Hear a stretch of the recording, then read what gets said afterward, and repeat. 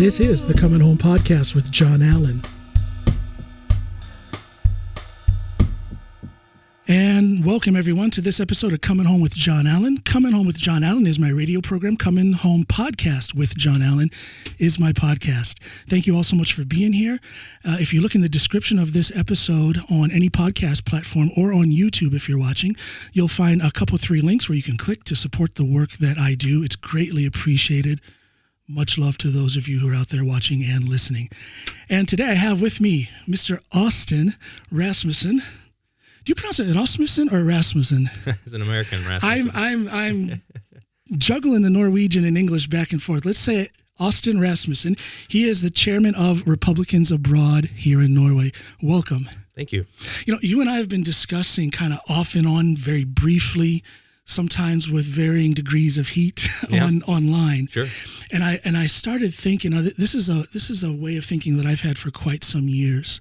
I'd say almost since the beginning of my time on Facebook and Instagram. And that is that social media is far from the best medium to have a discussion. No, it ends up, I think, happening within an echo chamber, more or less. I think so. And people just kind of get to their corners of the ring and tuck in close to the body and keep there and yeah. You know, and it's so much of the personal nuance, you know, the eye contact, the body language, actual tone of the voice, all of those things are so important in interpreting what the other part is trying to say. And that's gone when you're on social media. So we've touched on some political and social issues that are near and dear to my heart and yours. But I think a lot of the message has been lost because of social media. So that was my main reason, my main focus for bringing you here is to have a real conversation with this guy called Austin Rasmussen. You know, I wanted it to be more than just a guy on Facebook. I want this to be a guy who I've welcomed into my studio, shaking hands with. I even hugged you. Yep. And now we're gonna have a good discussion. And as I said to you in one of our conversations, so you might want to be careful because you might humanize me. How about that? Oh my God, Republicans are people too. Can you believe that? No, let me get to the beginning, not the beginning, but let me get a little deeper into your background. You are also an American here in Norway. What is it that brought you to Norway? My wife is Norwegian. What's up with these Norwegian ladies? Capturing and pillaging and dragging us across the water, and here we are. Way. The Viking way. Hey, can't fault them for that. So you guys met in the States then? We did. We attended university together in the United States. Where'd you go? University of New Mexico. And she and I had the same English class. And I was being in the military often in uniform. Air Force. Army. I'm sorry. Yeah. Army Guard. Army Guard. Often in uniform because I was also simultaneously in ROTC. Yeah. And she saw my last name in class and started knew that I was Scandinavian and wanted to know how far back that went. And, how far back does it go? It goes back about 4 generations, I'd say, depending on which branch of the tree you're talking about, which branch of the family. I'm pretty much entirely Scandinavian, generally speaking Danish and Norwegian with some Finnish as well. So Nordic, I guess you could say, but it depends on which branch of the tree. Now, are you from New Mexico? No, I'm from Alaska. Alaska, okay. What city? Kodiak Island, small nice. town, small rural and island. beautiful there too. Oh yeah, one of the world's best kept secrets. Oh gosh, I love it there. Yeah. I'm sorry, I haven't been there, but I love what I've seen there. Sure. Yeah. There's a period where Snoopy and I, my wife, we really were looking at possibly moving to Alaska. So we did a little bit of research. Yeah, it's a beautiful place. Kodiak's my hometown, but I spent most of my childhood. I grew up on a small pistachio farm in Arizona. Pistachio farm. Pistachio and pomegranates, and so my childhood was split between Arizona and Alaska. Alaska had about 3 generations of family there. Okay. But my dad kind of wanted to branch out on his own from the family, so he took what little money he had and bought this small farm in Arizona, and then I grew up going back and forth between. So you're talking about almost like a classic frontiersman type of family, you know, just literally breaking new ground in unfamiliar land in the States. Yeah, he wanted to do that on his own and start his own thing. And so we did that for most of my childhood until little bit later on, he eventually sold the farm and used that to start his own landscaping company. Wow. And then not long after he had done that, I left home when I was about 14. I went to a military boarding school, legislative scholarship. And, nice. And then I did that for high school. How did that affect you? Because, what an opportunity for personal growth at a relatively young age, but it can also, it's easy for me to bring up images of uncertainty, fear, feeling a little insecure. Am I putting my own neurosis on you? No. In the beginning, that is a young age to be away from home. It is. I think for just about anyone, at that age, or I joined the Army when I was 17. Yeah. And even seeing, I was probably the youngest in my company, and even seeing older men, they had struggled being away from home for the first time at that age. So at 14, there was kind of definitely I was homesick. In my first semester, though, my parents had divorced, and then right out, because you go into an isolation period while you're there. It's an isolation training period. And right out of that period, my parents' divorce was finalized, and then a month later, my mother remarried another man. And then a month later, my dad actually died driving home from visiting me at military school. Oh, wow. On Easter. So that Easter. Yeah, it was a pretty tumultuous first semester. And again, being that young. Yeah, but to ultimately answer your question, given being dealt that hand, I actually don't think I could have been in a much better place than I was. I see. Losing my father, my mother and I had a pretty tenuous relationship. So that military school offered a lot of structure and personal growth for an adolescent who is trying to navigate these waters. I can see that. I definitely, I didn't go to a military school, but I did serve active duty in the U.S. Marines. And it was like replacing a certain family element with a new family element. Definitely, yeah. So yeah, when you mention that, I can identify with that. And I think I'll retract my initial thought of, this poor little kid who is away from his family, because you're away from your family, but let's just strike the poor little kid thing. Yep. You're away from your family, but you're also being surrounded by a new family type of structure. Yeah. To learn another type of discipline, structure. Yeah, because that's what it is. Your whole day is the institute. Yeah. Right? That's your entire day, from 4 a.m. till 10 at night. That's that's what you're focused on. Right. And you're certainly building bonds and ties with your fellow cadets. And, so that was your high school experience then? Yes. Yeah. Interesting. I don't know that I have ever gotten to, I've spoken with people who have gone to military academies and gotten military schooling, but I've never spoken with someone in depth about that experience. So let me ask you this. What are, it sounds like you had a great time there, but it couldn't have been all perfect, and you were a young kid. Mm-hmm. What are some of the things that you struggled with, or what are some of the holes in your, social structure or in that young life that were not filled by being at that military academy? I honestly have never felt that I was deprived of anything being really? there. No. Yeah. That's fantastic. I pretty much anyone in my family would tell you that from the moment I could walk and talk, I said I wanted to go to military school as soon as I possibly could. And where did that come from? Where did that motivation, that focus come from? I don't know. My father wasn't in the military. My grandfather was in the Army long before my time, but he wasn't exactly pushing the military or anything. He had his tenure there and then got out. And I didn't actually find out until long after my father had died that he was completely opposed to me being at military school. He did not want me there. Now, that's an interesting twist. So how did it come to be then? Well, he knew that it was my dream, and so he didn't want to stand in the way of that.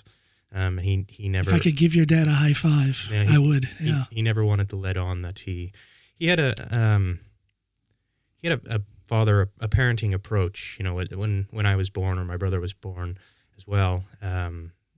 There was a lot of people who wanted to get us baptized or get us into these, different cultural things. My dad had a parenting philosophy where he wasn't going to raise his children with any political or religious preference. He wanted them to be old enough to understand these concepts and then make up their own minds who they are and what they want to be. Good parenting, period. Yeah, That's what that is, yeah. I mean, he died in 2003, and I only just found out some of what of his political leanings were, but as a kid, I had no idea. He made sure to have a library of books available to his children, and if we had a question that maybe he couldn't answer objectively or couldn't answer at all, he'd just kind of point us in the right direction to a book. I can identify with that. My parents never pushed any of their ideological thoughts when it comes to politics or anything like that. They never pushed any of that on me. All of that stuff was, of course, guided by the way I was raised, but as I became an adult, that's when I started to make my own decisions about that. Do you think that there is a culture in the United States now to where parents are pushing and molding their children, not just in how to be good people, but in what political path to take? Do you think that's happening more in the United States? I mean, obviously, both of us live here now. So we still have our ear to the ground. Exactly, And so, I mean, observing from afar and, what connections I have there, it's definitely seems to be a lot more intense nowadays than it was when I was a kid. Intense. That's a good word for it. Yeah. Kids, I think, are one, they have all this access through smartphones and the internet. Too much access. Yeah, I agree. I completely agree with that. And so I think, and then you throw in the variable of polarization, and so in that I don't think it really matters which side of the spectrum you're on, or actually I think spectrum is a little too much of an oversimplification. It doesn't matter which part of the Nolan compass you're in. I think a lot of people are feeling this desperation of making sure that they are not raising children that they're not going to like later, or that they're on the quote unquote right side of things. And that whole thing about not being able to like someone because of, and even family members cannot like family members these days because of what political aspirations they have or express. That's mind-boggling to me. And again, going back to the online medium, it's getting more and more difficult to have a good discussion with someone on Facebook. I'll say this: some of the discussions that you and I have started to have on Facebook, I feel have been hijacked by people who want to own you or me. Or they want to destroy, the other side. And, what the hell is that when it comes to conversation? There's no room for that kind of approach to things in a conversation. To me, conversation means learning, listening, growth, comparison, not necessarily agreement, but all of those other things, which leads to a certain symbiosis with the other part, regardless of what political party they're in. And so much of that is gone. It's being overwhelmed by that hardcore element that wants to own, destroy, humiliate the other political side. Yeah, it is. And I've always enjoyed maintaining close friendships with people that don't agree with me politically. Well, that's life, isn't it? Life is a mixture of agreement, disagreement, symbiosis, opposition. Isn't that life? It should be. It should. That's, I think, how you have to. I think it's healthy to have a sounding board. It's healthy to have somebody that's not going to agree with you 100% of the time. And even in this group where you and I tend to converse, there are a handful of people there that I really enjoy speaking with. I know we will never see eye to eye, but I enjoy the conversations. And then, like you say, there's these interjections that come in, and I have a pretty low threshold for that. And then you do. You do. So then I give in to my trolling temptations at that point. And you're good at it too. I have to admit, regardless of what I write online, so many of your comments, I'm sitting here and I'm like biting my tongue, and I would be ripping my hair out if I had any, and just you're very good at that provocational discourse.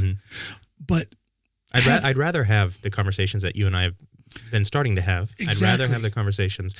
There's I can think of, I think, two other people in those areas online where you and I share in common, that for actually quite some time, I think, because with those groups I tend to come around and then leave, and then come around, and I get enough of it after Well, it's a while. tiring. Yeah, Yeah, it is. And then I'll come back, and there's some people where, I think we've, as long as I've been in that arena, we've had some pretty healthy conversations. Sure. And we can end it with agreeing to disagree, but we both walk away having a little bit more understanding where the other person's coming from. And that is what social media optimally, when used in a political context, that is what it should optimally do. Yeah. That you have a little better understanding of the other side. I don't think... Now, I need to qualify this statement, but I want to say it first and then I'll qualify it afterwards. I don't think that Democrats and Republicans differ on too many things. Every American who is a true patriot wants the best for the country. Where we differ is how do we get to the best and what exactly is the best. Certainly. But that intention, the good-heartedness, I believe is there. Do you agree with that statement? I agree with it when you're talking about the members of those respective parties. Members of those respective parties. Yeah, I obviously I'm biased, so I of course I'm going to have to give that. But I do think that there is in what seems to be a burgeoning or at least growing element within the Democrat Party that is very anti-American. That sees America as root and branch evil because of selected chapters past that they're using to define the entirety of the nation and its founding principles. I'll say this. I lean much more towards the left side of politics than I do the right. But I won't call myself a through and through core Democrat because I'm not. And I would say the same about myself as a Republican. And one thing, and we'll get to some of the things, hopefully, that you would like to see change in the Republican Party. But I'll say this for the Democrat Party, one thing that I would love to see change is that, okay, America is not a perfect place. We do have some ugly chapters in our past that I believe need to be addressed in order for our present and future to be better and more inclusive for Americans. I believe that. But here's where the Democrats get it wrong, and it's in the messaging. They are very quick to pretty much say word for word that America is evil. I don't believe America is evil. America is extremely flawed, and there are things that need to be fixed. And I believe if that was their message, if not agreement from the Republicans, they would at least get an ear. They would get an ear. I think you. Am I right? You're more likely to get an ear from a conservative or from a Republican or even from a classical liberal if you're going to be very specific in identifying which problem you're addressing, and then mapping out what your proposed solution is to that problem. You can't blanket it all and just say America is bad. Yeah, you can't say, here's the problem, and then walk away. Yeah. If you're going to identify a problem, identify what the criteria and standard is for the definition of that problem, and then identify what your proposed solution is to that problem so that we can go, we at least have a starting point there to But discuss. Isn't Bernie Sanders good at that? And yet Republicans look at him as the Antichrist, as an un-American, as a communist, as someone who does not wish good things for America. But from what I see, Bernie Sanders, and there's other Democrats, but Bernie Sanders has been very good about saying exactly what the problem is. He gives an exact solution that people may or may not agree with, but he is demonized. In other words, his extremely liberal, that's the wrong word because extreme means to a certain degree unrealistic. But his strong liberal ideas are demonized by the right.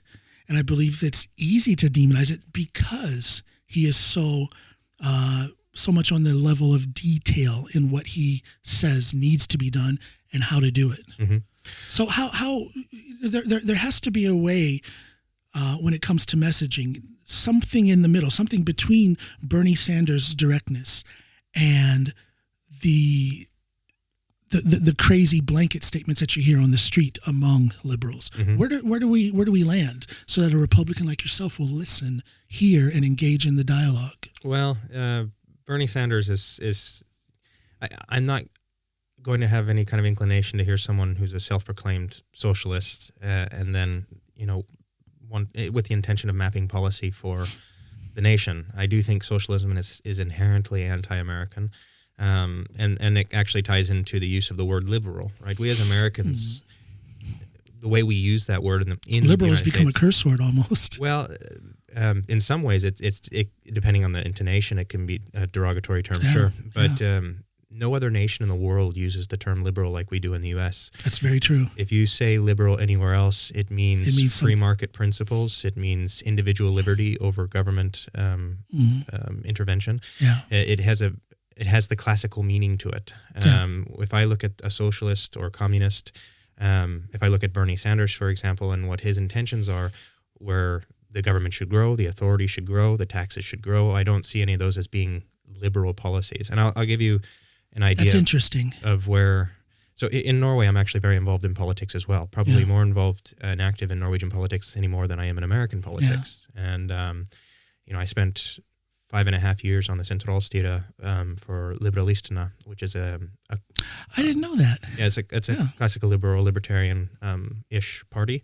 See, folks, talk with people, you start learning things. No, congratulations. That's a heck of an achievement as an immigrant here. Mm-hmm. Okay, we're going to talk about that later. That's a whole other side of you that I didn't know about. Okay, I'm sorry. Go ahead. No, I mean, if I were to give you kind of an idea of where I stand politically within the Republican Party, Rand Paul's my guy, right? Rand Paul is the guy I vote for in the primaries. Okay. He's the guy I root for in the primaries. He's the guy I root for in Congress. He's the most. He is the one that's probably most representative or closest to my political values within the Republican Party. I see.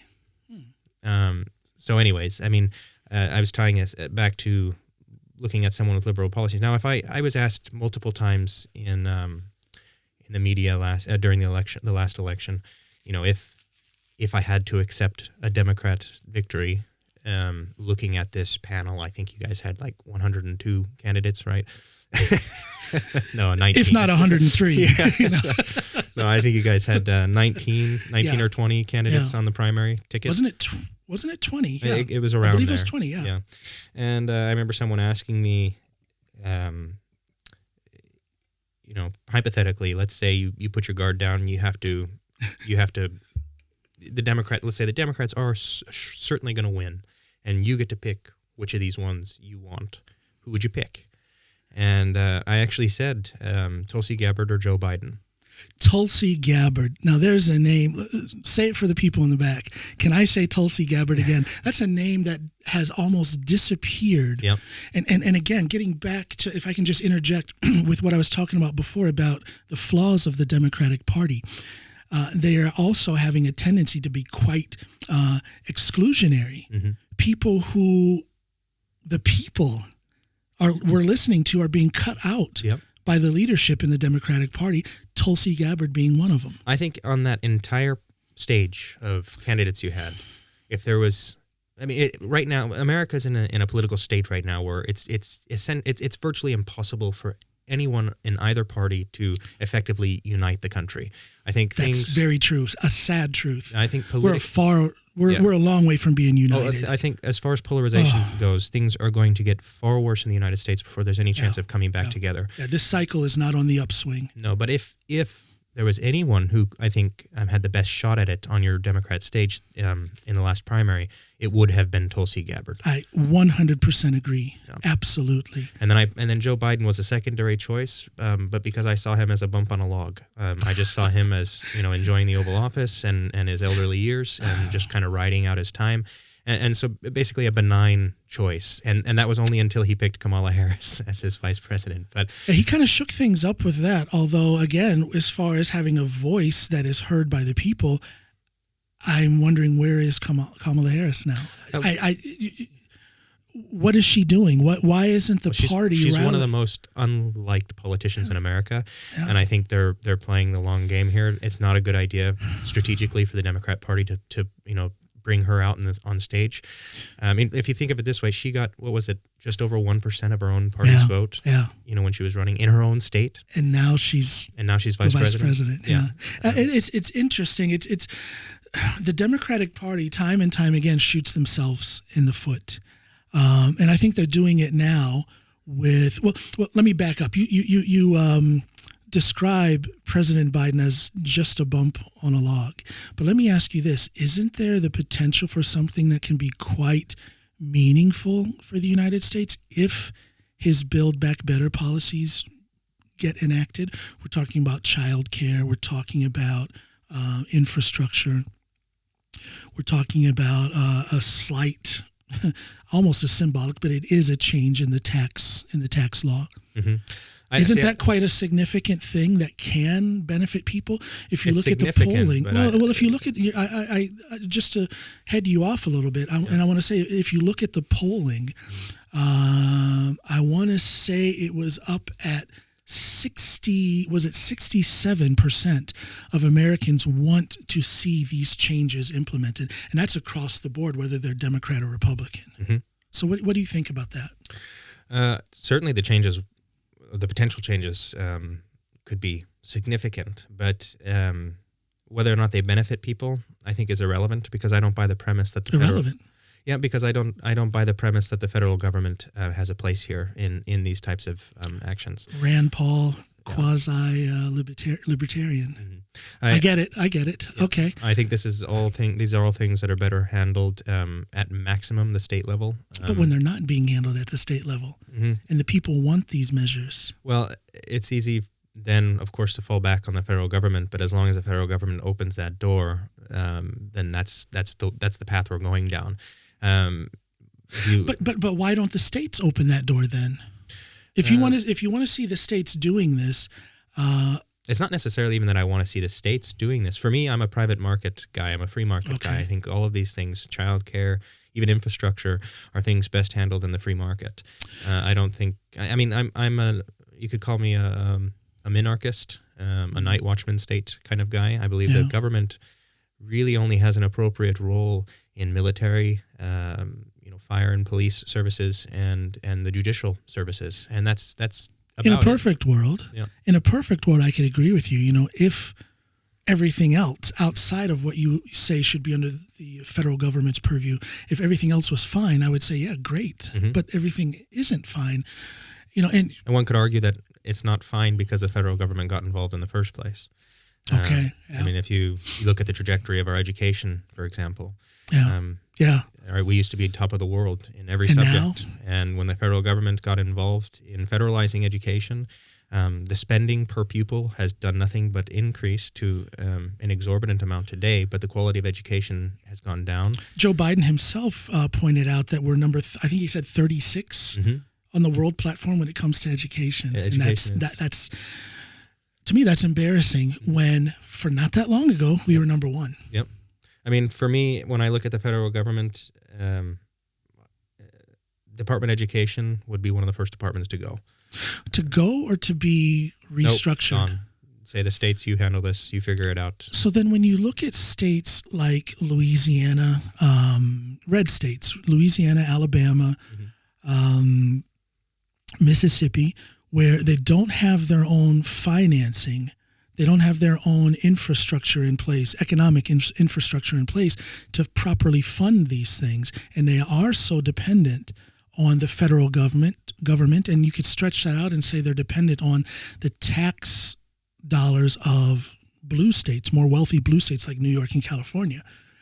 When that is the case, and you say that the federal government should not be involved in education, what happens to those kids in those three states, in states like that? Well, I'm not, psychic or I can't tell the future, but what I can say is certainly anything that has a component of dependency is never going to have the incentive to thrive. We can look at the bootstraps. You can look at the workforce in the United States right now. I mean, people have more of an incentive to stay home because the dependency on the government to pay them to stay home instead of going to work. I want to talk. So I think in situations what you're describing, once the federal government is removed as a variable in the equation, you think the states will just? I think that you at that point unlock some potential to thrive, but you can't do that unless the fire is lit. I mean, you. But how many people will burn in that process? I mean, these states. Exactly. So then, if you then remove that federal funding, that federal involvement, then people at the bottom rungs of the ladder, and I'm specifically naming these Republican states, Forget about whether they're Republican or not. These are American citizens who are struggling, and they're struggling with the help of the federal government. And then you remove that help. What's going to happen to them? Nobody can predict that, but a reasonable person, I'm not saying you're not reasonable, but a person who just looks at facts and figures and you see that some people are going to suffer even more when they lose that federal funding and that federal support. It will take a while before the states even make a move to fix it. You know that. Then the question falls to, can they in fact fix it? And it doesn't look like they can. They don't have the funds, period. It depends on what you're implying that the funds are needed for. And I'm not even necessarily saying that at the state level is what's required. I'm saying that things need to come back to the community level. Absolutely. We've lost the sense of community. We have. I think generally in the United States, and that has been replaced, obviously, with online interactions. But as far as financially goes, that is being replaced, particularly in the poorer settings, with a dependency on daddy government. And people are already suffering. Nothing is changing. Nothing is getting better for them. They're getting, maybe if they're lucky, just enough to get by. And as long as they're getting enough to get by, there's really no incentive to do much more than that. And I think I don't agree with the premise that the federal government has a place in these transactions. And that's a sentiment that people are allowed to have. And you know, if we were to be talking about this online, I guarantee somebody by now would have hijacked the entire conversation and called you this, that, and the other, and called me this, that, and the other, and then you and I wouldn't get to speak. I hear you when you say that the federal government has no place in this. So then I'll say, fine, if they don't and it falls to the states, how in the name of all that is good are they going to do it? Because not all states can, and that is why they're dependent on these federal funds. Yeah, but if you again, I'm saying if you remove that, their citizens are going to fall even lower. We're going to be number 50 in education. We're going to be number whatever, number one maybe in prenatal. Lack of prenatal care, death, and things like that. Education, right? And you're saying if you remove the federal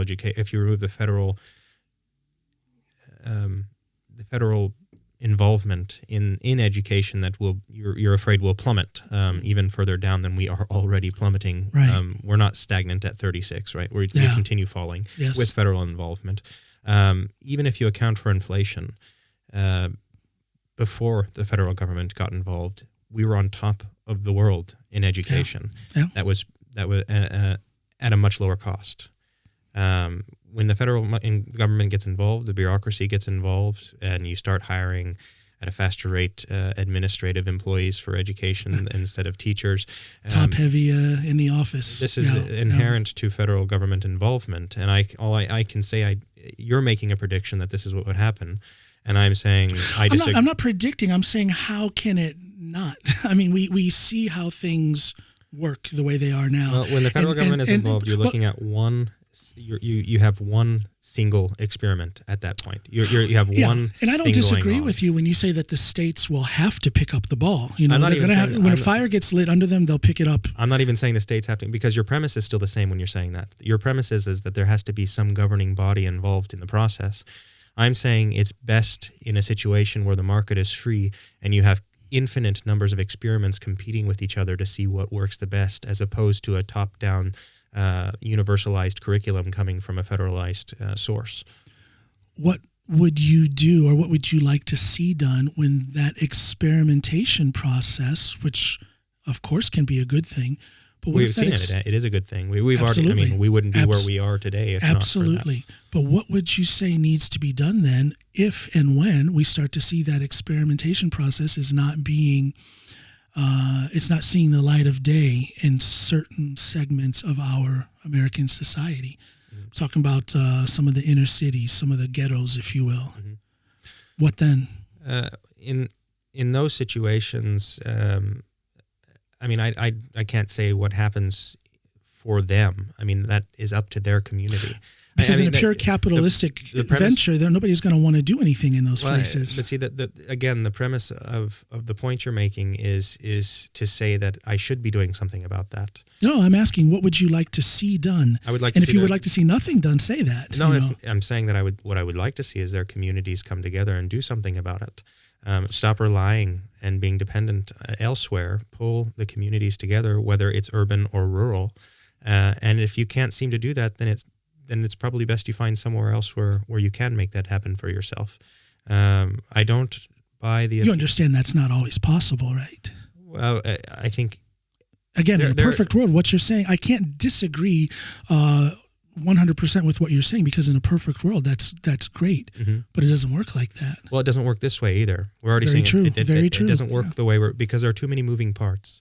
You cannot account for every single person and what they're going through and what their needs are and what no governing body can do it for everybody. One size fits all doesn't fit all.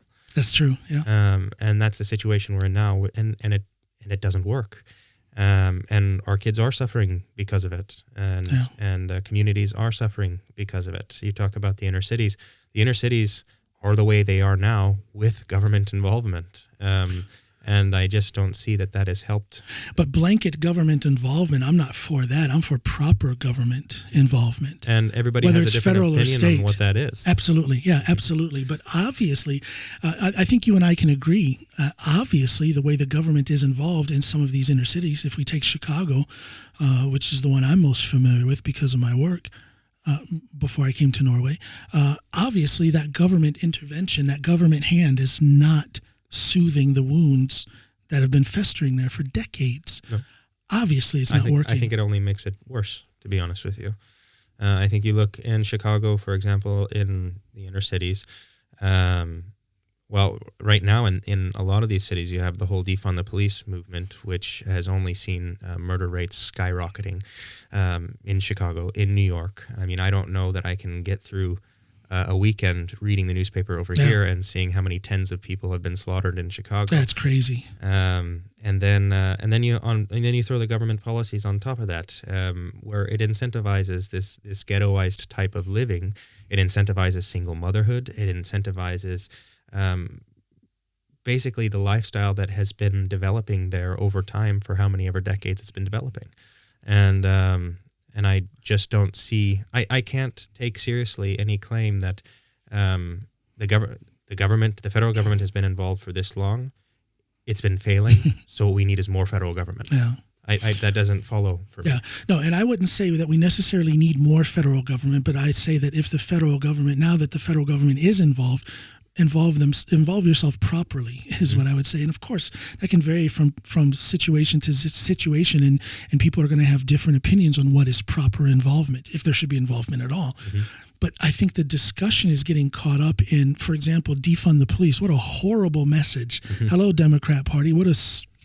I'll use the word stupid. I don't use that word often, but I think it's extremely self-defeating. They're shooting themselves in the foot before they've taken their first step by using that terminology, defund the police. Yeah, it's not just the messaging, though, because it's actually happening. For one reason or another, police forces are losing manpower. They are... now a lot of it has to do with forced vaccinations, obviously. But even in Seattle and in Chicago, in New York City, you have police officers in droves hanging up their badge and walking away from their careers. And the people of those communities are the ones really paying for it. You have other examples, though. There's a community in upstate New York, and forgive me, I cannot remember the name of this community, but they enacted this policy of refunding their social services, including the police. They've taken whatever number of millions of dollars away from their police force and put it into social services that are targeting the homeless situation, drug abuse and addiction, and psychiatric services. That town, I really wish I would. Again, this is a free-flowing conversation, so I don't have any notes to go on, so I cannot remember. Yeah. I'm sure it's searchable on Google. Search town, upstate New York, defund the police, and this will all come up. But their crime rates have gone down. Police officers are lining up to now join this police force, get hired. because they're doing, and I put this in quotes, real police work, meaning that they're not belabored by having to deal so much with psychiatric patients. The social services system is coming in there into the homes, and there's less juvenile delinquency. And they've seen this already in less than 2 years. Mm-hmm. And they're, I'm not 100% familiar with all of the research on this, but they are saying in their statements that all of these changes in less than 2 years are because they have refunded their entire city. Well, and I think they're doing it right. There's government involvement there, but it's right in that it's working. But in some ways, you're talking about policing, and here I certainly agree the government needs to be involved. It's one of the few things I think government has a place in. You mentioned policing and military, and judicial. Yeah. Now, there are countless things. I mean, this is when you talk about preconceived notions about Republicans. People look at me as a Republican and say, well, he must be on the side of, big bad police and all that and all this. And if you're not for bad policing, no, I'm not. And in fact, I think there are a number of changes that need to be made in the United States policing arena, and changes that could be made to make police a more, I'm not sure what the right word is here, but, more of the Andy Griffith kind of policing. Yeah. I mean, that's the best example I can give you. That's a good example. Yeah. But in that, where first and foremost, we need to demilitarize our police. Our police have become paramilitary forces, and I think that is wrong. I think another big step that needs to be taken is we need to decriminalize a number of things in the United States, particularly crimes that have no victim, where police officers... I am so much in agreement with you about this. Yeah, absolutely. That's the libertarian side of me. And that's the side of me that doesn't 100% gravitate to Democrat. Mm-hmm. So, yeah. We need to, basically, in my view of things, if an action has no victim, there is no crime. Right now, our prisons, it's embarrassing, our prisons in the United States, overpopulated with people who committed a crime that had no victim other than arguably themselves, maybe, but no real victim in the grand scheme of things. And it's disgusting. And I think these are two big changes that could be made. We definitely need to be training our police, I think, a lot better than we do. Yes. And... it's embarrassing. Yeah. And then I do... I go back and forth, but generally I'm in agreement too that we need to get rid of qualified immunity as well. I'm on the fence of it because I see the arguments on both sides, and I understand. I think qualified immunity makes cops lazy, mentally, ethically, even physically. Mm-hmm. It's a bad thing. Maybe we should explain for your listeners what qualified immunity is. Qualified immunity is, to put it straightforward in layman's terms, it protects cops from certain prosecutional situations where almost like diplomatic immunity. Almost like diplomatic immunity. In other words, because they were a cop and they didn't mean anything by this. They didn't mean anything. They didn't mean for this to step on someone's civil rights, or they didn't mean for this outcome that happened from their actions. They can't be prosecuted, or they won't be prosecuted. Can't be prosecuted, and they can't be sued in civil court. And to me, that's too much. That's too much. Mm-hmm. It takes a lot of responsibility away from cops. It gives them a license to be an ass, basically. In some ways, and that's why, the minimalist as far as statism goes, as I am, I definitely see qualified immunity. There have been times where I said, yes, let's get rid of it. Then I'll get into a conversation with police officers, for example, and they'll explain and say, if qualified immunity wasn't there are a lot of police officers. I mean, first of all, they believe that they would lose a lot of police officers. Second of all, they believe that police officers would be shaky with their trigger finger and not knowing, not being as decisive anymore in when they're going out and policing. And maybe that's not a bad thing. Now, I want to come back to that, but I'd also don't want to forget about this. Now, I'm a former cop. I was a cop in Chicago area, the south suburbs of Chicago for 7 years. Before I came here to Norway. I've worked for the police here in Norway as well. And you mentioned this about the overpopulation of our prison system, this over-incarceration, and certain things need to be decriminalized. when we have a criminal justice system that in large numbers is putting large numbers of Black, brown, and poor people in prison, do you see the connection between that and some of the things we were talking about in places like Chicago, where the crime rates are out of control as far as murder, when there are a lot of single mothers and things like that? Do you see any connection between that circumstance and overpopulating our prisons, especially with Black and brown people? I certainly see that if you're going to have predominantly single motherhood households where the father is no longer in the picture raising the kid, then you're certainly more inclined to be involved in gang activity, drug activity. You're not going to be in a position to succeed, quite frankly. Right. Your path is pretty much, the father is crucial, I think, Absolutely. in the family environment. And when you have programs that incentivize removing the father, for the mother to remain single, for example, and then you throw in, these ridiculously criminalizing laws of it's removing a lot of fathers from a lot of homes. Removes a lot of. But what programs are you saying there are that incentivize women to stay single? Means-tested welfare. Yeah. Wake up, Democrats, because that's something that the Democratic Party pushes for, and that is one of the major things about the Democratic Party that I just can't get behind. Mm-hmm. It's a shame. Yep.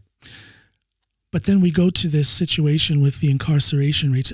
I guess I want to challenge you a little bit because, and correct me if I'm wrong, but it seems as if the libertarian side of you says, hey, people of inner Chicago, fix it and fix it yourselves. Yep. And when you say that, when that's what you feel, and yet you have circumstances actively working against people who do want to fix that, it seems that there's more focus on those people than there are on those programs from a lot of Republicans and sometimes from you. But correct me if I'm wrong. I don't want to sound accusatory of you. No. Well, and when you said a few minutes ago that you feel that these people in these inner cities, the government should just get out of their lives and they should fix it. If they can't fix it there, they need to find a place to go where they can fix it. Mm-hmm. And that is very, very easily said. Sure. I don't know what you've seen of inner cities other than, there's not too many inner cities in Alaska or in Arizona. No, I personally, I'll tell you, I'm raised in rural Ohio. Mm-hmm. I didn't know what it meant, this term inner city, until I became a police officer and started working in the Chicago area. That was a huge eye-opener for me. And I tell you, that was a pretty sharp kick towards the left for my political views, opinions, and thoughts. So I guess I'm asking you, what do you actually know? What have you actually experienced of inner city life and what those people go through? And again, I want to challenge you on your statement that if they don't have any progress there, they should basically just pull up their bootstraps, get it done, or go live somewhere else. So I want to challenge that. Those are off the cuff solutions, obviously. I mean, it's off the cuff, but you hear it a lot in the Republican Party. You hear it a lot. But again, it has to come back to the premise of it. Basically, to ask me the question is to appeal to my emotion, and I don't think government policy should be made that way. I don't believe in it's logically fallacious to say, basically you're asking me, and this is the kind of quintessential question that goes around, the memeified question that goes around in libertarian circles is. What about the children? Who's going to build the roads? These are the questions that are always coming. As I don't necessarily have those answers. But I'm not trying to pull on your emotional, the emotional side of you. Let's remove emotion. Let's just look at the practical side of things. In America, do we not want all of our citizens to do well, to have a good life, to be successful and free from oppression? We want that, correct? So when we see people who don't have that, to me, forgetting about the emotional side of things, if we're just looking at the logical side of things, logic would tell me that the better off the weakest and the least advantage of us have it, the better off the nation has it as a whole. Yep. Now, if you could, there's no emotion in that. That's quite practical. If you were to tell me that, okay, hey, we disagree, we do believe that there should be some government involvement here, but here's what we're going to do to come to some compromise. Yeah. Is we're going to be a lot more surgical with our approach. And in that, we're going to significantly reduce the size of government on the way to trying to figure out how to help these families who need the help, whether it be in inner cities or whether it be in rural America somewhere. Yeah. And I think you would get a lot of Republicans on board in that way to say... Reducing government at the same time as we attack these issues. A lot more surgical with how you're going to attack these issues. I can dig it. I can get behind that. At the moment, Republicans tend to see... It's not, of course, that they don't want to, help these people if they can. It's not. They're not as much as people like to say about Republicans. They aren't heartless bastards. That's not. I don't think we're as cold as typically we're painted.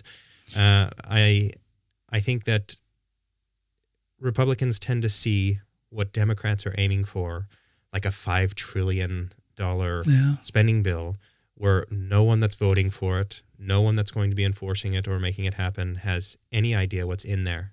How much pork barrel is in there, how much pet projects are in there, how much money is going where. And again, to the messaging of Democrats, it was just maybe 2 days ago, I saw on Bernie Sanders' YouTube channel where he was having a panel discussion to actually talk about what is in this program, this $3 trillion program. And I'm like, my God, have they really waited until now? And then it's not the core of the Democratic Party that's actually talking about what's in this program. It's Bernie Sanders, who that very core of the Democratic Party has excluded. So the messaging, if people, I truly feel that if people knew what was in this, more Republicans would get behind it. But you're right, they don't know what's in it. They just see that dollar amount. But then there's a little hypocrisy in that because who is it who has, what did Donald Trump do to America's finances? While the Republicans stood by and let it happen, but now they want to talk about money. Republicans don't care about spending when they're in power. They don't. They're fantastic at anti-spending stances when they're the opposition. Oh, it's unquestionably, indubitably hypocrisy. You there's no getting around that. And this is, earlier you said what kind of a Democrat you are, and I said I agree as far as a Republican, and I just feel the same. These are the same. If Republicans behaved the same when they were in power as they did when they were in opposition, it would be a lot easier to be prouder of the party. But definitely there is an element of hypocrisy there. I think all of them are spend happy, and but again, this is the party leadership. I think when you get down to the members of the party, they also see that the hypocrisy. I think you'll be. I'll say this. Like I said, I'm from rural Ohio. That's very Republican. That part of our country is full of good people. Those are Republicans on the ground. Okay, everybody listening and watching, let's forget about what you see on Bill Maher, about the nut jobs on Trevor Noah's show, The Daily Show, the nut job people at these Trump rallies. I don't believe that is the Republican Party. That's a small amount of people in the Republican Party. And yet, why is the Republican leadership so humble in the face of all things Trump? They're silent, if not encouraging. And that's odd. That's very odd, and it's very frightening. I think if you look at the polls, Trump is still the favorite for 2024. Yeah, by a long shot. And I don't understand that. I think Trump represents... Every Republican has a different reason if they support Trump as to why they support Trump. Yeah. I think culturally speaking, a big part of it is Trump is an FU to the radical leftism that's going on. He sure is. And I think a lot of people is like, if the left wants to keep advocating and throwing this wokeism, this racially dependent conversation. I mean, this really intense polarization that's going on right now. I think a lot of Republicans look and say, okay, you get this guy now, deal with it. And I think in a lot of ways it was, and then I look back. But do you think that's helping America or is it damaging? No, in some ways I think on the other side that Biden was the same to Republicans. Like, we're going to put up. That's interesting. I don't see any comparison between Biden and Trump. No, not as a comparison between Biden and Trump, but I mean, what they represent for their respective parties. I just don't see that.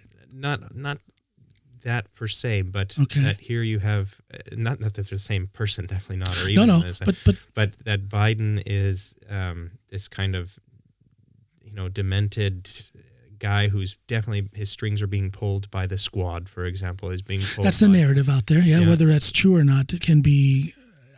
I'll say this. I'm not saying it's unconditionally true. I'm saying that the perception is there. Yeah, and there are things that are easy to pluck out and focus on and then do political damage with. Absolutely. And not even necessarily Biden, but that AOC is kind of a de facto Speaker of the House. Yeah. Where you do have these. I think she's going to be Speaker of the House eventually. I would be shocked if the Democrat Party elevates her to that level officially. I think it's going to happen. Okay.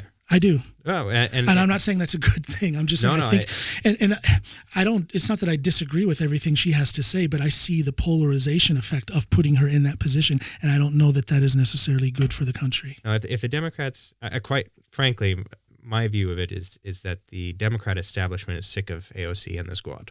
They're not really doing anything positive for the party and the party's image. But there's a narrative out there that they're in cooperation with Biden now when it comes to the Build Back Better program. Trying to negotiate because, I mean, Biden's failure so far in this Build Back Better policy is not the Republicans' fault. Republicans are not standing in the breach and being up. The Democrats are doing this to Democrats. Yet again, shooting themselves in the foot. Yeah, the Republicans are just standing by. And as long as Republicans stay quiet and let the Democrats suck up as many headlines as they can with this infighting, it's only going to... Listen, next year's midterms, Republicans are already... You just put a chill down my spine when you said next year it's midterms. Yeah.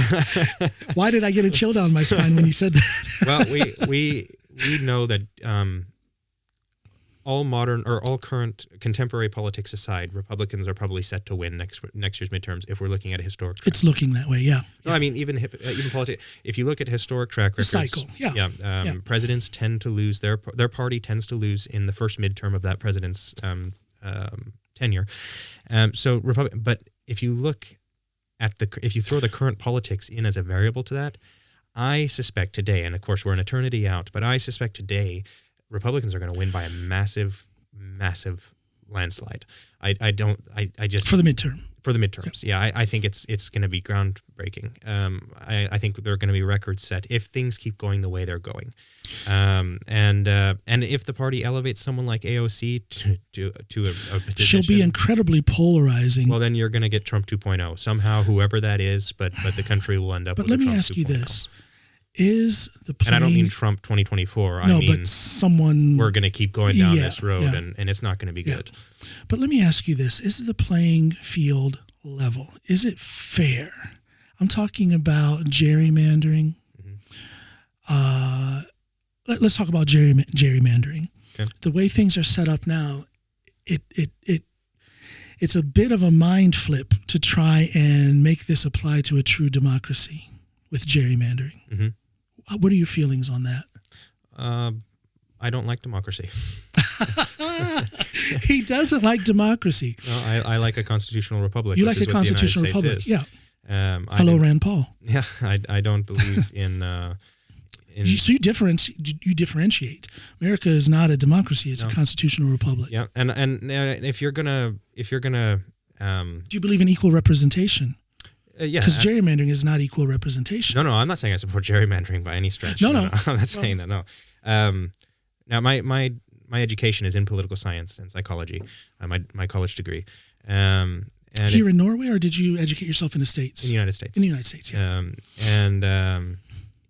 If you break down, if you go into the actual definitions of democracy and republic, then republic would fall under the umbrella of democracy. Yes. And so let's stipulate that. And so when I'm discussing this, I'm delineating the two based on their colloquial connotations here, how people understand them as being different. Yeah. And in that sense, I do not like democracy. I do not like mob rule, basically. I don't like that the concept that 51% can bully and Right. beat the 49%, or even worse, I don't like the idea that 97% can bully the 3%. I don't like that just because you have majority rule, suddenly you feel you have this mandate to implement and take power over, because in my view, and I'm not a Randian, I'm not an objectivist, but as Ayn Rand said, I think one of her better quotes was, the smallest minority is the individual. And that's therefore why I oppose this mob rule type of governing. So how does that fit? How does the concept then of equal representation, of fairness, if you will, how does that apply then to a constitutional republic as opposed to a democracy? Because again, the issue of gerrymandering seems to wipe away anything of fairness, of equality. Yeah, I think when it comes to representation. And that's how the Republicans are the powerhouse that they are. It's not because they have the numbers. It's because of gerrymandering, because they have their districts drawn up in such a way that benefits them. Filibuster, same thing. Yeah, filibuster, I think it just, if you're not in power, you don't like it. And if you are in power, you do, or excuse me, the other way around. Yeah. If you're not in power, you love it. If you are in power, you hate it. And I've watched, even in my lifetime, watched people flip on a dime. So it's hard to take that seriously anymore. But gerrymandering. Gerrymandering. Now, if you're, I disagree with in that Republicans are only in power because of gerrymandering. I don't agree with that. I mean, to say, that's a bit broad of me to say. You know, I will say this, and I've always complimented Republicans on their organizational skills, on their messaging. You know, so they have those things in place. Even Donald Trump, who I see very little value in as a politician, I have to say that the guy had you know, that thing that got people to listen and to follow. Well, so what's ironic, what's interesting here, I think, is I mean, we have no idea how much money he actually has, but he's so far he has the image of being a wealthy man. He has been a household name for decades, and quite frankly, he wasn't labeled a racist until he decided to run for president. That's not true.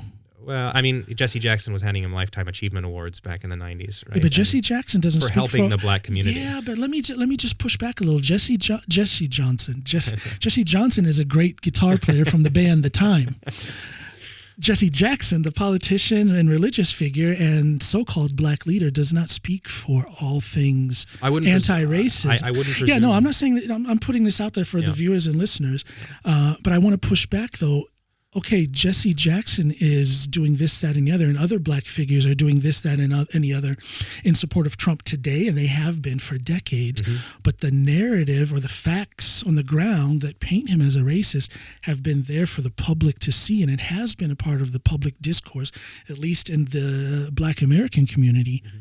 Since I was a kid, you know, going back to the 70s and 80s. Yeah, and I understand there's some... So he was painted as a racist. It was shown that he was a racist long before he got involved in politics. I disagree that he had the image of being a racist before he got into politics. I guess it depends from what community or subgroup of America you're standing in. I think this is another problem with Democrat messaging as well, is they present black Americans as being this monolith. They're this monolithic community. And we're not. And you're not. I'll say that. No. We're not. And I think that's a big problem. There are black Republicans. There are black Republicans. And more power to them. I got no hate for them. A lot of the black community will hate on them and call them a sellout and things like that. And I'd even disagree with calling it the black community, because that is that monolithic language. It is. And I can get on board with that, because me as a black man who grew up in a traditionally non-black part of the country, people have, for my entire adult life, stated that I'm not truly part of the black community. Mm-hmm. I also get that here in Norway. Mm-hmm. There's a black community in Norway. Well, I think it's also... But they'll stiff arm me because I used to be a cop, because I'm from the United States. They'll stiff arm me from having involvement in that community. So then that causes me to question, well, what is the so-called black community then? Well, what is it is a good question. And I think when it's treated as a monolith, when it is addressed as a monolith, now, for you think of being a young black boy in the inner cities in Chicago, and being told that this is this monolith. You have now negated any sense of individuality at that point, because you have to go with the group. You can't think for yourself. And that's a big problem in places like Chicago, where black kids are not seeing that there is another way of living. It's not a monolithic situation. No. And they're not being shown that, and that is detrimental to their development as an individual and to that community's development. Yeah, so absolutely. I disagree with that. Or I don't think that messaging is beneficial, one, for the Democrats, because eventually people are starting to get tired of this hyper-racialized language. I don't think people want to live in this for much longer, in that environment. So what do we do about it? Have conversations, talk to each other. There you go. Yeah. And get out of the echo chambers, quite frankly. See, I think a lot of so-called black, and I say so-called because some people try to put people like Al Sharpton up there on the, in some sort of triumvirate of so-called black leaders. And I think Al Sharpton is a clown. And I think a lot of black Americans think that Al Sharpton is a clown. Mm-hmm. A lot of people support him and welcome his attempts at leadership. And I say attempts. You see, I'm rather opinionated when it comes. But see, I am representative of what most of black and brown Americans are. We think differently. We have our own individual thoughts. And it is a problem to lump us all into a monolith. Mm-hmm. However, and this is a big however, I will say that it is also wrong to not address issues of race, because issues of race have become such a huge issue, negative issue in the United States, and it's getting that way here in Norway as well. So the thing is how do we balance that? Mm-hmm. How do we fight against this narrative of the monolithic black American and put it out there that, there is a difference of thought at the same time as we are addressing the very real issue of racism and how it affects people negatively? Well, the short answer is through conversation. That is the short answer. Yeah.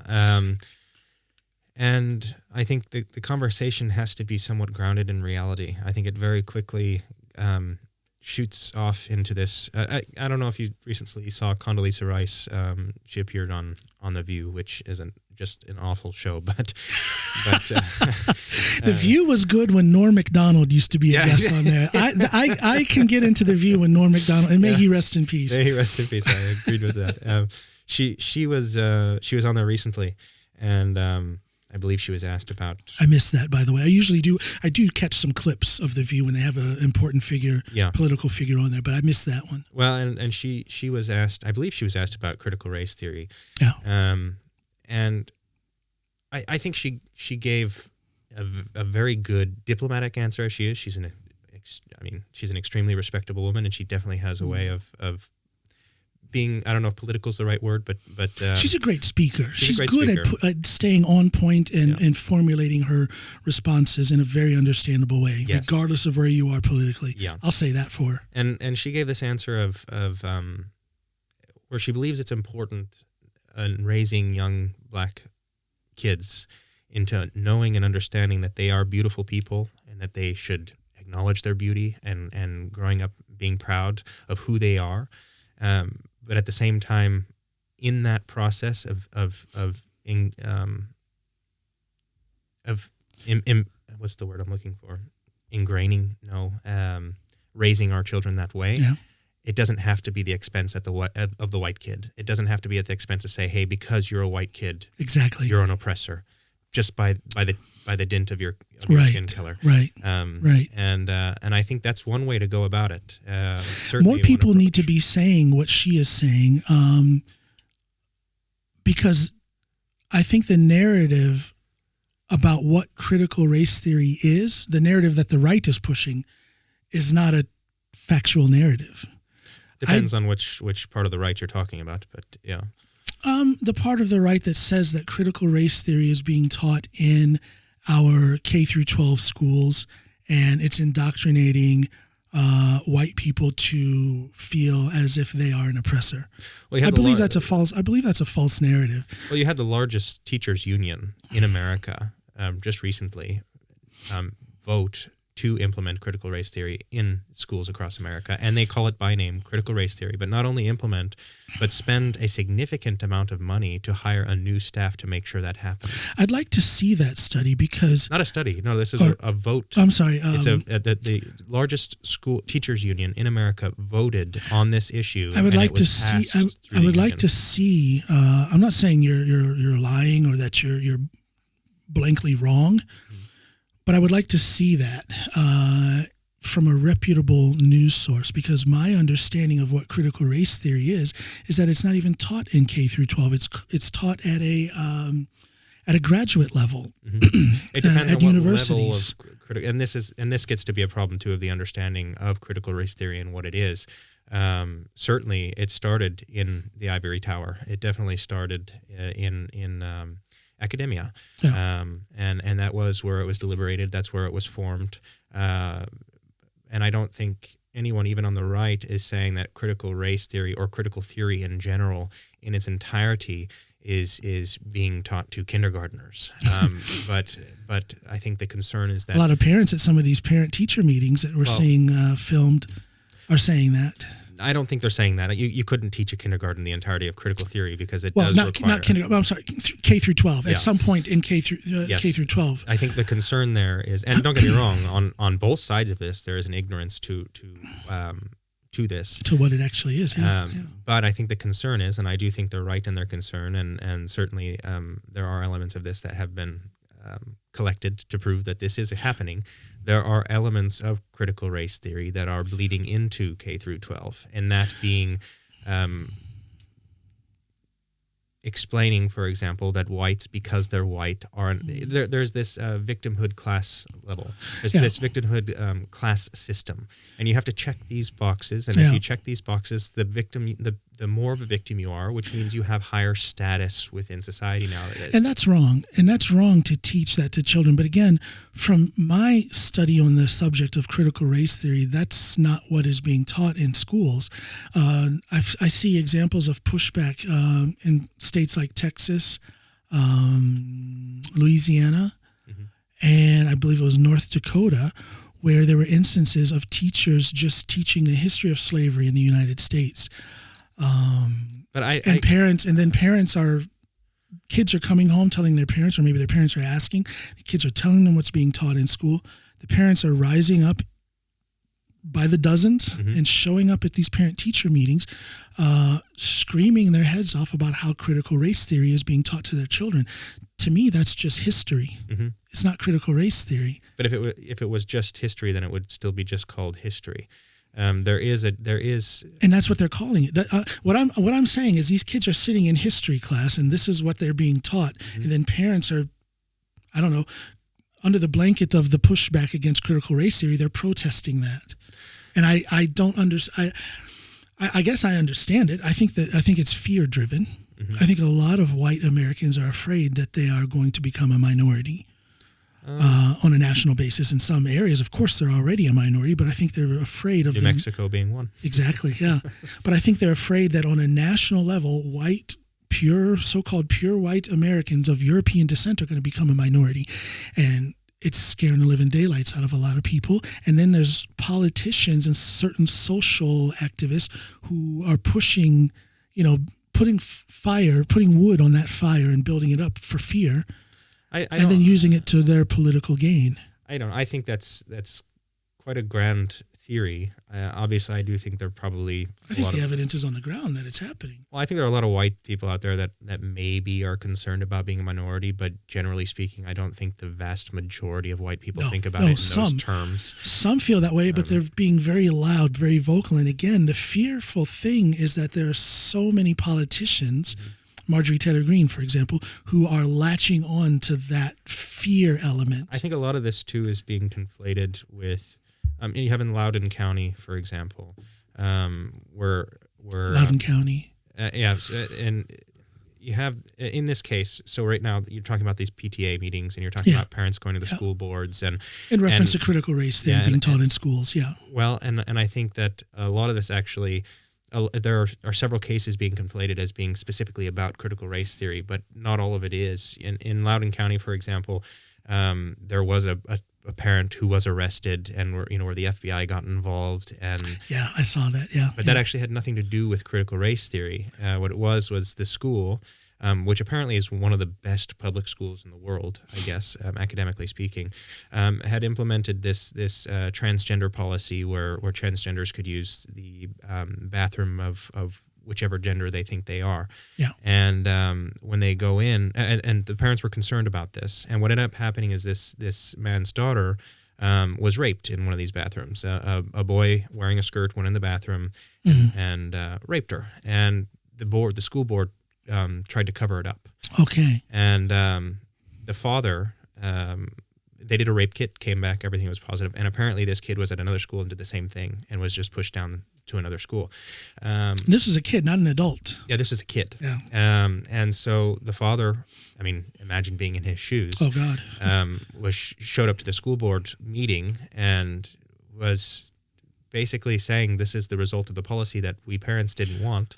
And whether you agree with him or not, we at least have to sympathize with his level of anger and him trying to find some reason for why what happened. And in that moment, I think a police officer grabbed his arm and said, stop yelling. And he threw the hand of the officer off of his arm while he was screaming at the board. And then all of these police officers came and tackled him to the ground, and he was arrested and facing charges simply because he was a heartbroken father. Yeah. I I was thinking there was going to be it was another case you were talking about, but this case that you're talking about, I actually hadn't heard of. Mm-hmm. But I find it very easy to sympathize with that father who has a child who was scarred for the rest of their life. Yeah. So I think, what you're saying is that the pro-critical race theory people are using that as a narrative to show how, I don't know, out of line and crazy the anti-critical race theory. I think it's they're using it as one aspect of it, but they're not wrong. They're not wrong, right? It is happening across the country where parents are rising up. But to be quite honest with you, I hope that they continue doing that. I hope that parents, because at the end of the day, I think what a lot of parents are waking up to, it doesn't have to be about critical race theory per se. I think what people need to understand that when their kids are in a public school system, they are in a government indoctrination program. And hello, Rand Paul. Yeah, and they I'm seeing shadows of Rand Paul all over. they have to understand. I mean, and I'm not saying that they maybe a lot of parents. I know a lot of parents don't have a choice. That the only thing they can do is send their kid to public school with the way that the system is set up at the moment. And I understand that, but they do have to. They in that, I think, are starting to wake up more and more that there is a level of indoctrination happening in public schools, and so they want to be more a part of the decision making in what happens. And this comes back to the point we were discussing before, where I think localized policy making as far as education goes is far more valuable than a top-down federalized version of it. And I agree with that statement. It has to start, sub-local, in the home. It has to start in the home with the mother, father, with a family unit. I'll say that. Yep. And quite frankly, it doesn't matter where you send your kid to school. There's always going to be some level of indoctrination. It just has. I think it matters. That's why it's important to have that base at home. Exactly. In the four walls of the home. We have to unschool with leadership from those adults in that home. You have to. I think it's wise of parents to learn some degree of how to unschool and deprogram their children when they get home. Well, I find myself doing that quite often here in Norway about certain historical things that they teach about American history. I'm involved in my children's schooling, and Papa, we talked about this, that, and the other on American history.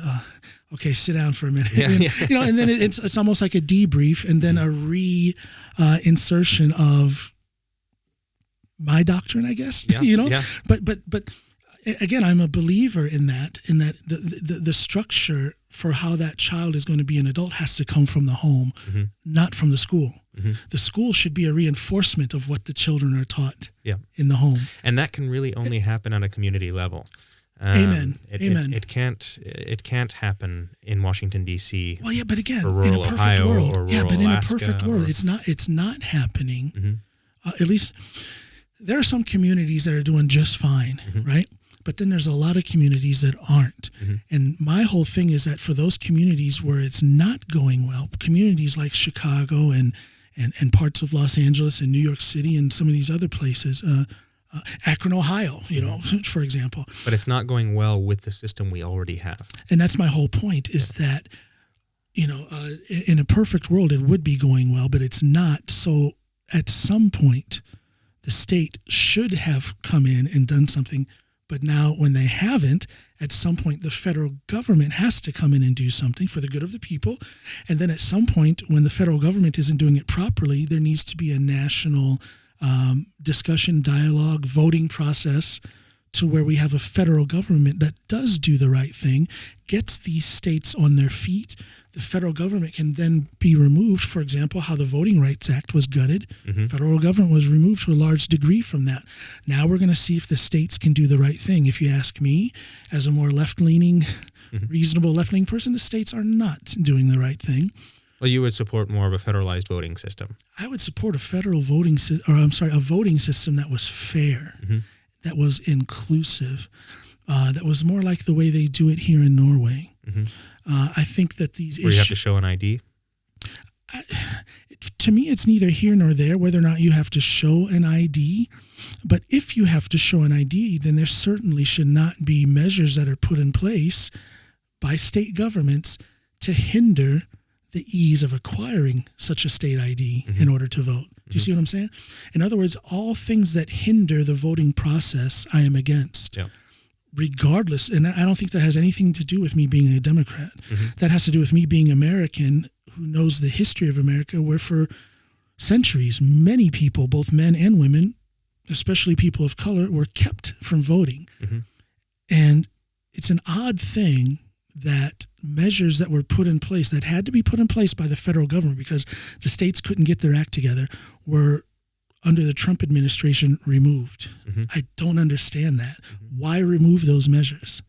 Why open that door for that discriminatory praxis to be... Such as which discriminatory practices are you... Like, for example, in Texas, in Houston, what's the name of the county that Houston... that county in Houston, which is a very high concentration of black and brown people, has the highest concentration of black and brown people in Texas. Yeah. And they have removed just about all of the ballot boxes to hinder people's ability to vote online. And what was to vote and to vote early. Yeah. And then in the same process, they have also drastically removed Department of Motor Vehicle locations for those people to get their IDs. That is a very direct and obvious effort to curtail the ability to vote of a certain demographic, in this case, black and brown people. That's what I'm talking about. The only reason that's able to be done is because they've on a federal level, gutted the Voting Rights Act. I don't know if I agree with you there because Houston which part? About Houston as a specific example. Houston does have the left wing has a pretty solid foothold in there. I mean, I think at the moment are just... They certainly do. A lesbian mayor, right? They certainly do. But these measures that have hindered voting in Houston have been put in place because the federal government is gone and you have a Republican-led state government. Yeah, but... And to me, what you're saying now at the county level, right? Yeah, but what you're saying actually bolsters my argument that this is a direct targeting of Democrats, specifically black and brown Democrats, because this is, Houston is far to the left. But a lot of what you're describing happens at the county level, and that most of the people... But the door was opened by the Texas state government, not the county. Certainly, but in Houston County, what I'm saying is that they are, as far as the Democrat standard for the word inclusive goes, like I said, they elected a lesbian mayor there, right? Sure. You can't get much more of an inclusive election than that is with the contemporary topics right now with what we're talking about with minorities and people in these certain subsets of society. And I don't see...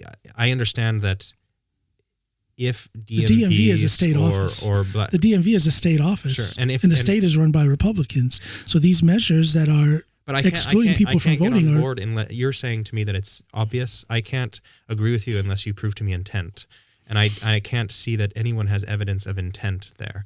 And I quite frankly, I think, and they probably won't get clear evidence because there's no Republican who is gonna, unless you have an open mic by mistake, you're never gonna hear a Republican say that was done to keep people from voting. Yeah, but at the same time, I also see elements of soft bigotry, of low expectations here too. How so? Well, to say that because this DMV was closed down and suddenly a black person's not going to know how to get an ID anymore. It's not about knowing how to get an ID. It's about having the opportunity to get one. So there's no other DMV for this person to go? Maybe 5-minute drive further away or something like that? This kind of goes in connection with... The implication here is that there are no DMVs left in Houston. So but that's not what I'm saying. Don't have access to getting identification anymore. And many of them don't have access. Let me tell you again, this goes back to what I asked you. What do you really know? What have you experienced about inner cities? One thing that was an eye-opener for me, a country boy, I grew up listening to Leonard Skinner. But here I am in Chicago, all of a sudden in the Chicago area as a cop, and I see, I'm coming across people who are in their mid-20s, late, to mid-30s, and they've never left the city of Chicago. And of that group, many of them have never even left their neighborhood because public transportation is for shit in some of these places. Excuse my French. People who didn't have IDs. I'm a cop and I'm talking to people and I need to ID them and whatnot, and they just don't have an ID. And me as a rural Ohioan, I just don't understand that. But these people don't have a car and there's no DMV around that's within walking distance, and public transportation really, really sucks. Mm-hmm. Now, here, and that was before there were concerted efforts for that to be done, but here in Houston, there is what I say a very deliberate and concerted effort to get rid of DMV offices and to get rid of ballot boxes. And then you put on top of it the crazy poverty of some of these people, not all of them, because Houston is a wealthy town, but it's also a very poor town. So I'm talking about these poor people here, not just blanket black and brown, but I'm talking black and brown and poor. Mm-hmm. And you put all of those things together, and yes, it is very, very difficult, next to impossible, for some of these people to get ID to be able to go and vote. And then we talk about the going to vote thing. They've also closed voting places where they can go to vote, not just the ballot boxes, not just the DMV, but the actual locations for them to go and vote. They're also squishing laws that would guarantee people, making voting a national holiday so that people actually have the day off so that they can go and vote. These are the same poor black and brown people who, maybe they only have a 6-hour shift at McDonald's and they don't have the financial means to cut out part of that shift or maybe all of that shift in order to be able to go and vote. Mm-hmm. So it's a mass of effort. But if you make it into a public holiday, then you're taking a work day from them. And you're saying that they don't have the financial means. And now you make it a public holiday. I'm not saying they don't have the financial means. No, a lot of these people don't have. You're saying that one of the things that could help them is if it was a federal holiday. Well, when you make something a federal holiday, all you do is take more bread off their table because now they can't go to work. And maybe they'd rather go to work than go vote. And this comes in, like this is the essence of government intervention. I said the road to hell is paved with good intentions. I get it. But in this case, the road to hell is paved with very deliberate intentions to take away ballot boxes. You have to prove the intent to say that. Again, you're never going to hear a Republican say that unless they're on a hot mic and they didn't know. Yeah, but you're never going to hear them say that. But we're all intelligent people. I find it difficult that anyone who sees the facts, and the facts are that at the same time as they shut down DMV offices, at the same time as they remove ballot boxes. Have you been to Houston before? Yes. Okay. I've spent a lot of time in Texas, spent some time in Houston. I have not seen a scene there where you have inner cities that are reminiscent of, for example, a Chicago style in a city or a New York style. Texas is a sprawling state, and their cities are massive. Yes. Pretty much everyone has a car. It's not the same kind of situation that you're, I think, imagining in other maybe Midwest or Northeast urban situations. Dallas is another example. I've spent a lot of time in Dallas, and you can't do anything, let alone vote, if you don't have a car. You're not relying on public transportation, that's for sure, in any situation. And so this is why I'm saying, you have to prove intent, because I don't see a scenario of countless poor black people that don't have the means to drive to a DMV that's maybe 5 or 10 minutes longer away to get an identification to vote. I think if the Justice Department or a civil rights lawyer were to diligently attack that case, I do believe they would be. What are they waiting for?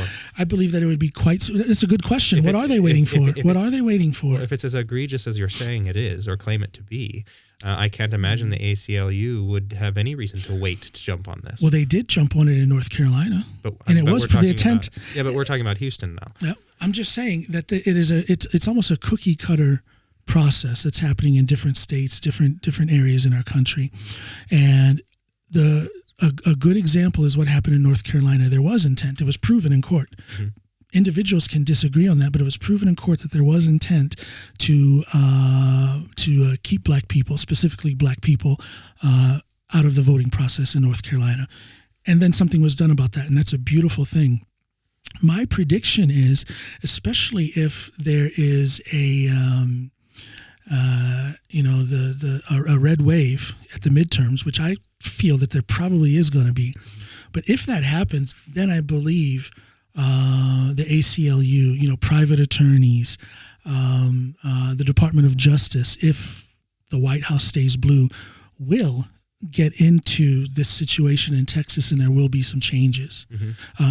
And they have to go through the court system. Of course, yeah. And now that I think of it, I do believe that the Department of Justice actually is in the process of doing some things with this. And I may be wrong. Obviously, it hasn't gotten to the point where it's super newsworthy, because I'm wondering if these things take time. Yeah, it takes time. Mm-hmm. But to me, any reasonable person can look at these things that are being done in places like Houston, not just Houston, but in places like Houston, and it's so easy to come to the conclusion. To me, there's no guesswork. Well, if you're a hammer, it's always going to be easy to try and find a nail, right? And yeah, true. And I hear you. And I think actually that's when we're talking about a red wave next year. I think that's one of the contributing factors to that is, culturally speaking, I think Americans of all races and creeds are getting sick of the idea that there's all this racism, that America is such a racist, terrible place to be. And I think people are just exhausted with it. And this is why I'm kind of reserved to agree with you in the Houston situation. You're going to have to show me intent, because I've been to Texas. I've lived in Texas temporarily. I have family in Texas, and I've been all over the state throughout my adulthood, and spent a lot of time there. And I just don't see, a Chicago-style situation of what you're talking about here, where you have, regardless of color, black, white, brown, whatever, that these people are because if you don't have a car in Texas, you're not in Texas. Right? I mean, generally speaking, I know that's quite the generalization, but I think it's an extreme generalization. It's almost impossible to live in Texas without a means to, personal means to get around, because it is. And then can you then take the thought a little bit further and say that if that is then the case, that those people are really bad off in Texas if they don't have a car? Because there are people in Texas, in Houston, that are again, Houston is one of the wealthiest cities in America, but it's also one of the poorest at the same time. Yep. It's also Chicago. One of the biggest. Yeah, geographically. Exactly. I mean, exactly. It's spread out over a huge area, and I don't think it's that inconceivable to imagine that there are pockets within this swath of humanity called Houston, that there are pockets of people who are living like third world citizens because of not having a car and financial means. There may be, but I do not see that those numbers are big enough to motivate the state government to get involved and deprive them of their vote, because I don't see those people changing an election in Texas. So why did the Republicans push for fewer ballot boxes? I don't know. I would have to see what the report is on that. I'm saying I have to see intent one way or the other. Yeah, regardless of what the intent is, the result of it is these things that I'm telling you. Now here's where we can have a better conversation. If you were going to come to me and say, let's have a conversation about the results of this decision, then I can put my guard down a little bit. But, no, I want you to have your guard down. You're saying that the Republican Party is racist because they did these things. I didn't say the Republican Party is racist, but is the Republican Party of Texas is racist. There's a racial intent here, is what you started this with. Racial intent doesn't mean racist. Racial intent could be motivated by you're just a politician who wants to stay in power.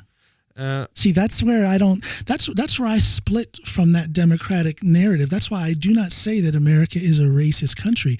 America is a country that has a lot of racism that has not been dealt with for stupid reasons. Tell me the I'll country say that doesn't. Exactly. But I say that quite clearly. That I don't go. You'll never hear me say America is a racist country. Again, I'll repeat it. America is a country that has a lot of racism that, for stupid reasons, has not been dealt with. So, how do you deal with racism? Do you see, how do I deal with racism? Do you see a realistic possibility of getting to zero racism? Absolutely not. I see a possibility of, and I see the value in working towards where institutional racism doesn't exist, but you can rarely change an individual's mind about race. And so rarely. If we circle back to Houston then and say, there's a Jem Psaki, circle back here. She's quite the influence. But I'm actually circling back, right? So. I love it. Good one. I love it. So in Houston, do you think that the removal of the DMVs and the ballot boxes is an example of institutional racism? Yes. So it is racist then? You are saying that the Party of Texas is racist. The Republican Party of Texas is racist for doing these things. No, I'm not saying that. Are there individuals of the Texas Republican Party who are racist? Sure. No, but these decisions. But these decisions, I'm not saying they're racist. I'm not saying they're racist in intent, but the result of them is definitely affecting a racial demographic. Mm-hmm. Again, I don't believe that all Texas politicians on the right are racist. I do believe that there are Texas politicians on the right who have absolutely no problem with doing things or implementing policies or pushing for policies that will negatively affect Black and brown people. Let me frame it. In other words, you can be a supporter or a beneficiary of institutional racism without being racist. I truly believe that. Okay. Let me frame it a different way. Sure. I don't think there are a lot of other things out there.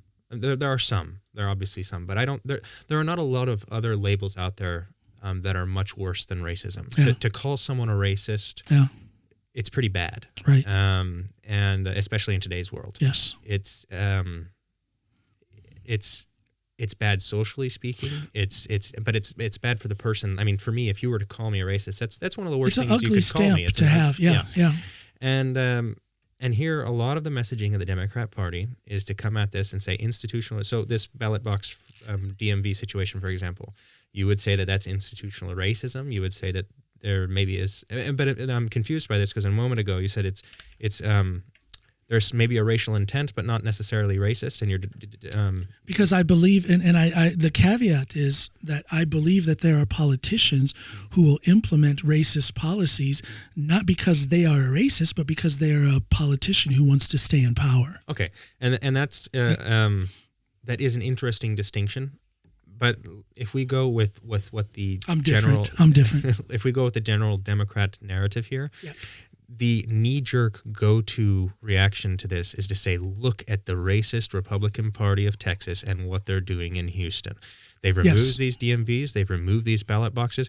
And right there, you've cut off any chance at having a good conversation, a productive conversation about this. Instead of coming saying, hey, look, you made these decisions and it had this effect. These are the results of this decision. Can we talk about these results and figure out how to address that? Because there may not be. There's certainly an effect that affects a racial demographic, which then makes it a racial issue, and the policy can be. And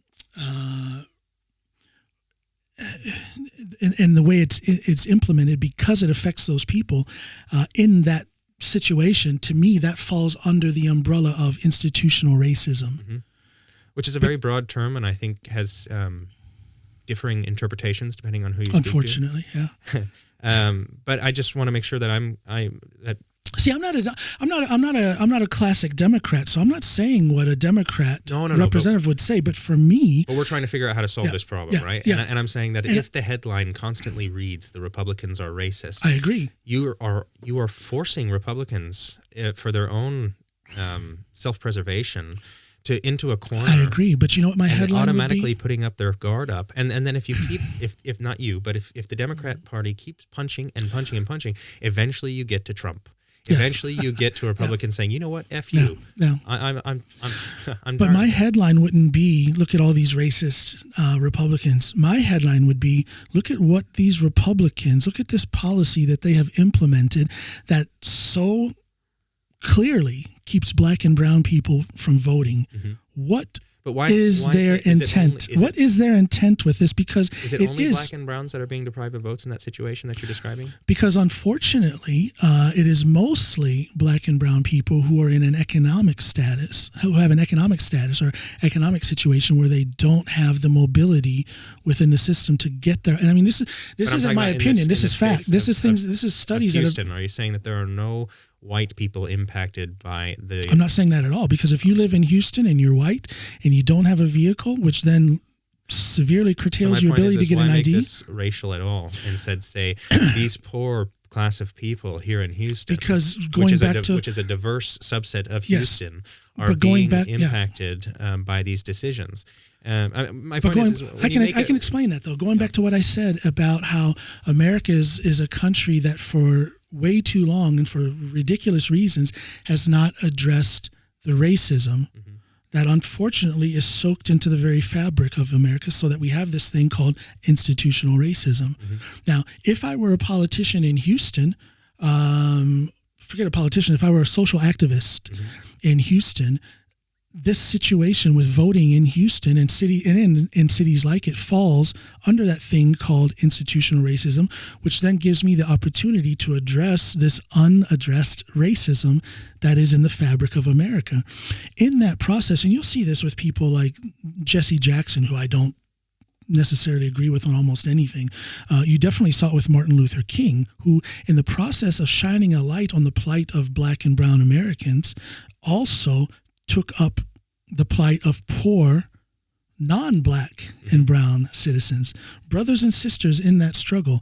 You don't have to be black to be affected by these policies. No. And I think the responsible politician and the responsible political activist and the responsible podcast and radio host will also include poor white people in these discussions.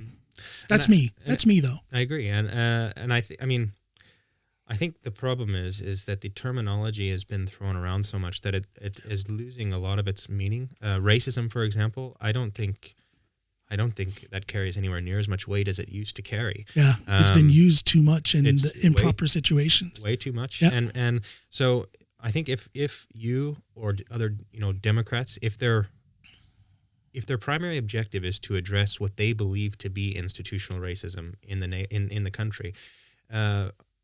Unfortunately, for that objective, I think it's peaked, and I think it's on its downhill slide, because I think the terminology has lost its teeth. It's because people now are so desensitized to the meaning of a lot of people are. Yes. Yeah. And now it's pretty much only carrying weight within the minority on Twitter and the kind of woke crowd. I think a lot of people, and actually this takes us back to a point that I was making before we went into the racial stuff. We're talking about Donald Trump and how did he get to where he was? And I said we discussed that he was a household name. He does have this image about him. Yeah. I think he's got to be the most recognized silhouette. Can I get you onto the mic a little closer? Sorry. He's got to be the most recognized silhouette in the world. Yeah. But you put on top of that, in general, he knew how to communicate with the working class. He sure did. And I think we've seen, or we're witnessing this kind of flip in parties now, where the Republican Party is definitely becoming the working class party. Yeah. And the Democrat Party is being backed by the likes of Hollywood, Wall Street, big tech, pharmaceutical. The party is being backed by the elites. And I don't see that as being a long-term success characteristic of the party, unless they can revisit how are they going to communicate with the working class. And it's not, the working class is not, their day is not consumed by this kind of ivory tower topics, and these that's not the way it's going to happen. No, the working class, especially the poor working class, they're concerned with putting bread on the table. That's it. That's it. And here's the thing: in a perfect world, why can't both parties address these issues in ways to where people actually have to, and I remember these days, I know I'm a little older than you, so I remember these days where people would actually have to sit and consider which political party they're going to follow. But now it's become so polarized and so clean cut. I don't want clean cut political parties. Why can't things be, it goes back to what I say all the time. I believe that most people everywhere want pretty much the same thing. Well, it used to be hard to tell the difference between the Republicans and the Democrats. Exactly. But you just, like here in Norway, Well, yeah. you can. The only difference and I don't necessarily think that's a good thing. I see your point of the clean cut thing. I see in Norway it's problematic because really the only substantive difference they have is it's a 2% tax. Yeah. One wants to decrease it 2%. That's really what it boils down to. Yeah. And all of the parties here in Norway, there is a consensus on everything else, which is why you can have, they call them political parties. I like to call them interest groups. When you have MDG and Feministisk Initiativ and all of these interest groups, they're interest groups because if you put these people in charge of the government tomorrow, they don't have a platform to run the country. They sure don't. They have no idea what they have. That one, maybe two big issues that they really burn for, and that interest groups. And the only reason that they have the foothold that they have, as small as it may be, is simply because there's a consensus on everything else. And when you have that consensus on everything else, then you have the floor open to other, let's say, other issues that appeal to certain sect of society. No, I don't think you and I disagree about too much, and I don't even disagree with you about the way people look at issues, about things that are happening with the voting situation in for example Houston, and I wouldn't label that as a racist act by the racist Texas Republican Party. However, it is certainly affecting to a disproportionate way, and it's not just black and brown people, but disproportionately it is affecting them. And it's another, to me, another example of institutional racism. In other words, that institution being the government apparatus, to a certain extent, even the social service apparatus. Well, let's say if what I would like to see happen, even if we disagree on approach, I think once you start going down the racial conversation, you are from the start precluding any sense of unity at that point. Why though? Well, because I started talking about race, but I didn't say you evil white people, or I didn't even say racist Republicans. I'm just talking about race. Yeah. What's wrong with that? There's nothing wrong with talking about race. Obviously, there are different experiences. Sure. And no, I don't want to be misunderstood there. I'm not saying that talking about race is the wrong thing. I'm talking. Okay. So why I asked you before about this Houston example that we were unpacking, and saying, are there no white people that are impacted by this as well? And the reason I asked you that question is because me being a white person, if you were to come to me and say, hey, there are some poor Americans in this situation who are being deprived of their voting abilities because of the DMV and because of the ballot boxes and all this, suddenly then this becomes an American problem. But if you're coming at me and saying this is a black problem or a brown problem, I'm still going to sympathize with the situation. But now I'm on guard because the implication there is, when you call it institutional racism, is that somehow the people that I probably vote for are now racist, and by proxy, maybe I'm racist too. Yeah, but again, I look at it. I hope I explained it good enough. I look at it in a different way. I can't remember the last time I called someone a racist. But policies can be racist in intent, even though the implementer is not a racist. Okay. He is someone who... In intent or in result? Both. Okay. Because I don't believe that the implementer of a racist policy necessarily has to be a racist. I believe there are a lot of cynical, cold-hearted politicians out there on the left and the right who don't really care so much about the actions. Yeah. When you left that part out, and so when you I didn't leave it out. I think I just didn't explain it deep enough. No, I don't think you.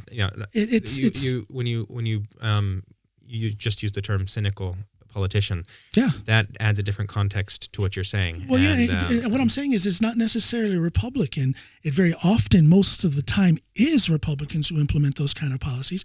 But I go a step further and say that I don't say that those politicians are necessarily racist. They are quite cynical, cold-hearted, selfish, greedy, insecure, whatever that is, to where they don't care. They don't care about race. They don't care about that. But they see a strategic approach to what they're looking doing. at it just at a strategical, from a strategical point of view for their own benefit. Okay, and that's a very interesting assertion. Excuse me, and it adds context, and that's something for me to chew on, certainly. Doggone it! When I can't formulate points like this, it reminds me I'm a podcaster, but I'm not perfect. I'm a talker, but I need to learn how to talk better. But see, this is, and again, for everybody listening or watching, this whole thing that we've been doing for the last almost 2 hours. Has it been that long? It's been 1 hour and 52 minutes and 11 seconds. Wow. This right here, what we're engaging in, is an example of what I would love to see more of, starting with regular citizens like you and I. You're somewhat of not quite a normal citizen because you're the leader of Republicans abroad in Norway, but for people like us, regular boots on the ground people, but also politicians, I miss this kind of conversation. Why aren't we doing this? Why aren't people doing this more? And you and I aren't, this isn't a love fest. We don't agree with everything we're saying. I'm challenging you on some things. You're challenging me on some things, but we're doing it in a... To be honest, I think one of the core issues here is actually it comes down to a physiological aspect, where when you're in the echo chamber and tribalism and you're feeding off of each other, there is a sense of dopamine addiction there. And you have that addiction to feed. I kind of come on the other side of it because I like to go into opposition echo chambers, people that don't agree with me, and that's where I get my dopamine, is pissing people off. But I like it because it challenges me. Yeah. And it keeps me on point for my... Well, I would say it probably doesn't challenge you all the time, because there's some people that make some really ignorant, uninformed comments there. Certainly. I'm talking about Democrats in this forum that you and I both are on Facebook. But yes, generally speaking, I would lose my point if I'm sitting in Republican groups, or not necessarily Republican, but just in groups, and which I do. I have a couple of favorite echo chambers, and they're close-knit, closed groups, and we enjoy each other's company there. Sure. But if I just sat in those, I would lose an edge, I think. And I like going in, charging into places and ruffling feathers and seeing, how can you call me out here? Because if you can call me out, now I have to do my research. And here's the thing about me. Yeah. I don't post something, even if I know I'm right, unless I've fact-checked myself before posting it. And that is so important. But isn't fact-checking getting to be difficult? You have so many. Fact-checking is becoming politicized. Yeah. I mean, it's tough. That's what I'm saying. It's This whole thing with social media. Well, quite frankly, you can make data say whatever you want it to say. Well, that's my point. Yeah, this whole thing with social media, you can go wherever you want to go in whatever forum, and find something to back up what you're saying. And that makes things so difficult especially if you're uninformed other than what you see on social media. It makes things difficult for people to decide which way they want to go with their philosophy, with their way of thinking. The discussion becomes so streamlined at a point, and then you lose the personal touch to it. Yes. And if you lose that personal touch, you're not going to win any hearts and minds. Well, you see so many people, they're just basically just lifting quotes out of articles and posting that. If they don't, or they'll just they'll just post a meme that's been generated and distributed through 100 million people. Yeah. And they'll just post that and walk away. What is that? What is that? I think you'd call it the mimetic war. It's it is at its base. My understanding, it is a war of ideas. And in fact, I think that's where the term meme originates from. Yeah. It is that, and it's fun. I have to say, it is fun, but I don't think it is all that productive. It's not. And it's not. And as much as I use social media to promote myself and what I'm doing, and I use it for my entertainment and all that stuff, I try to stay very aware of the fact that it is not a good platform for sharing ideas on all things political and social. No. You have to look at a set of eyes. You have to read the body language. You have to hear the tone of voice, and that comes from real life discussion. Yeah, and I think this is where I mean, podcasting used to be a niche market, but now it's a mainstream thing. And I think it's an important means of communication, because now this is the new Wild West of communication. Yeah. I listen, and this is where freedom comes into play here, because anyone can do this if they do it well. And they can do it. You will get an audience, because there's a lot of people listening. If you do it right and make it informative and at times fun and entertaining, you will get an audience. And at the end of the day, you can do it however you want. There's no restriction on it. It's you being you. And I do consume a lot of podcasts. And who do you listen to? I like Joe Rogan, for one. I love Joe Rogan, and it's funny because a lot of Democrats would say, ew, but if you really listen to Joe Rogan, whether you're Republican or a Democrat, you're going to learn something, because regardless of where he stands, his guests are extremely varied. Yep. I also there is a huge variance between his guests. Absolutely. It's definitely not an echo chamber. It's not. And I love it. I love his podcast for that reason. I like Dave Smith's podcast, Part of the Problem, as well. Everybody keeps telling me about that, and I still haven't heard it. It's I don't know how. It's a libertarian podcast. Yeah. He is. Hey, I'm not a libertarian, but I would love to learn more about them and listen. Absolutely. But you're not the first person who's mentioned his podcast. That's interesting. Yeah. No, I enjoy his. He's kind of the de facto leader, if not the leader, of the Mises Caucus within the Libertarian Party. Okay. There's a huge movement happening right now in the Libertarian Party, and I hope it succeeds, because the LP has been kind of a joke up until now. It's a joke of a party, and unfortunately, because it could be a good force in politics. It could, but it could be that legitimate third party. It could, but the Republicans and Democrats do everything they can to keep them out. Yep. But there is a movement within the party happening from the Mises Caucus, which is effectively taking over the party. Okay. And he's kind of the front man for that. But I need to check him out. He's got a good podcast. Occasionally I listen to the Lotus Eaters.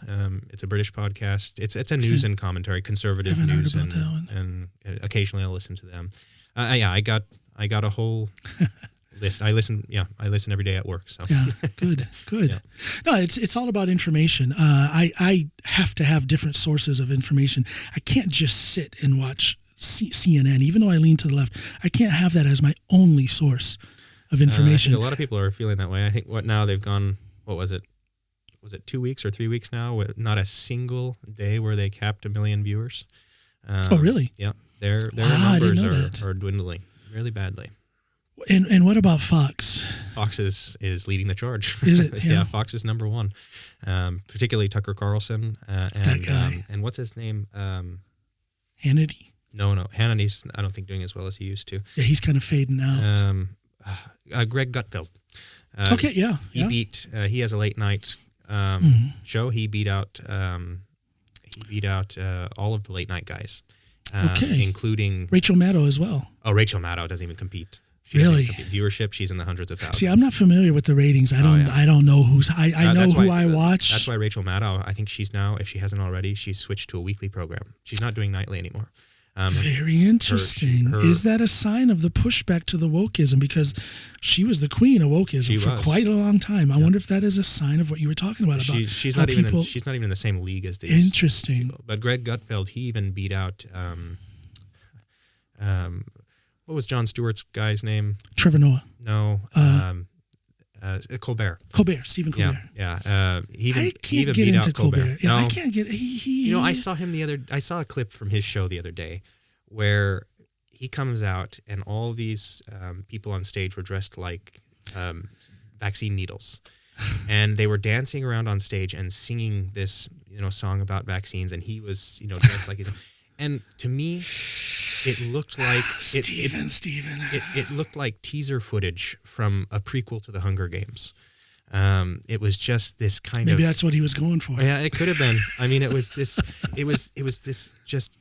It was this sickening production of what you would see. If you imagine the upper class in the Hunger Games that kind of let them eat cake kind of people, and Colbert just kind of lead. He used to be fantastic. And I didn't agree with his politics. Same with Jon Stewart. Actually, we talked about podcasts. Jon Stewart just started his own podcast. I saw that, yeah. And I listened to the first episode yesterday. And him and I don't agree on anything, but I remember watching him back when he was on air. Yeah. And I think he had the foresight to see where things were going. And I think he did too.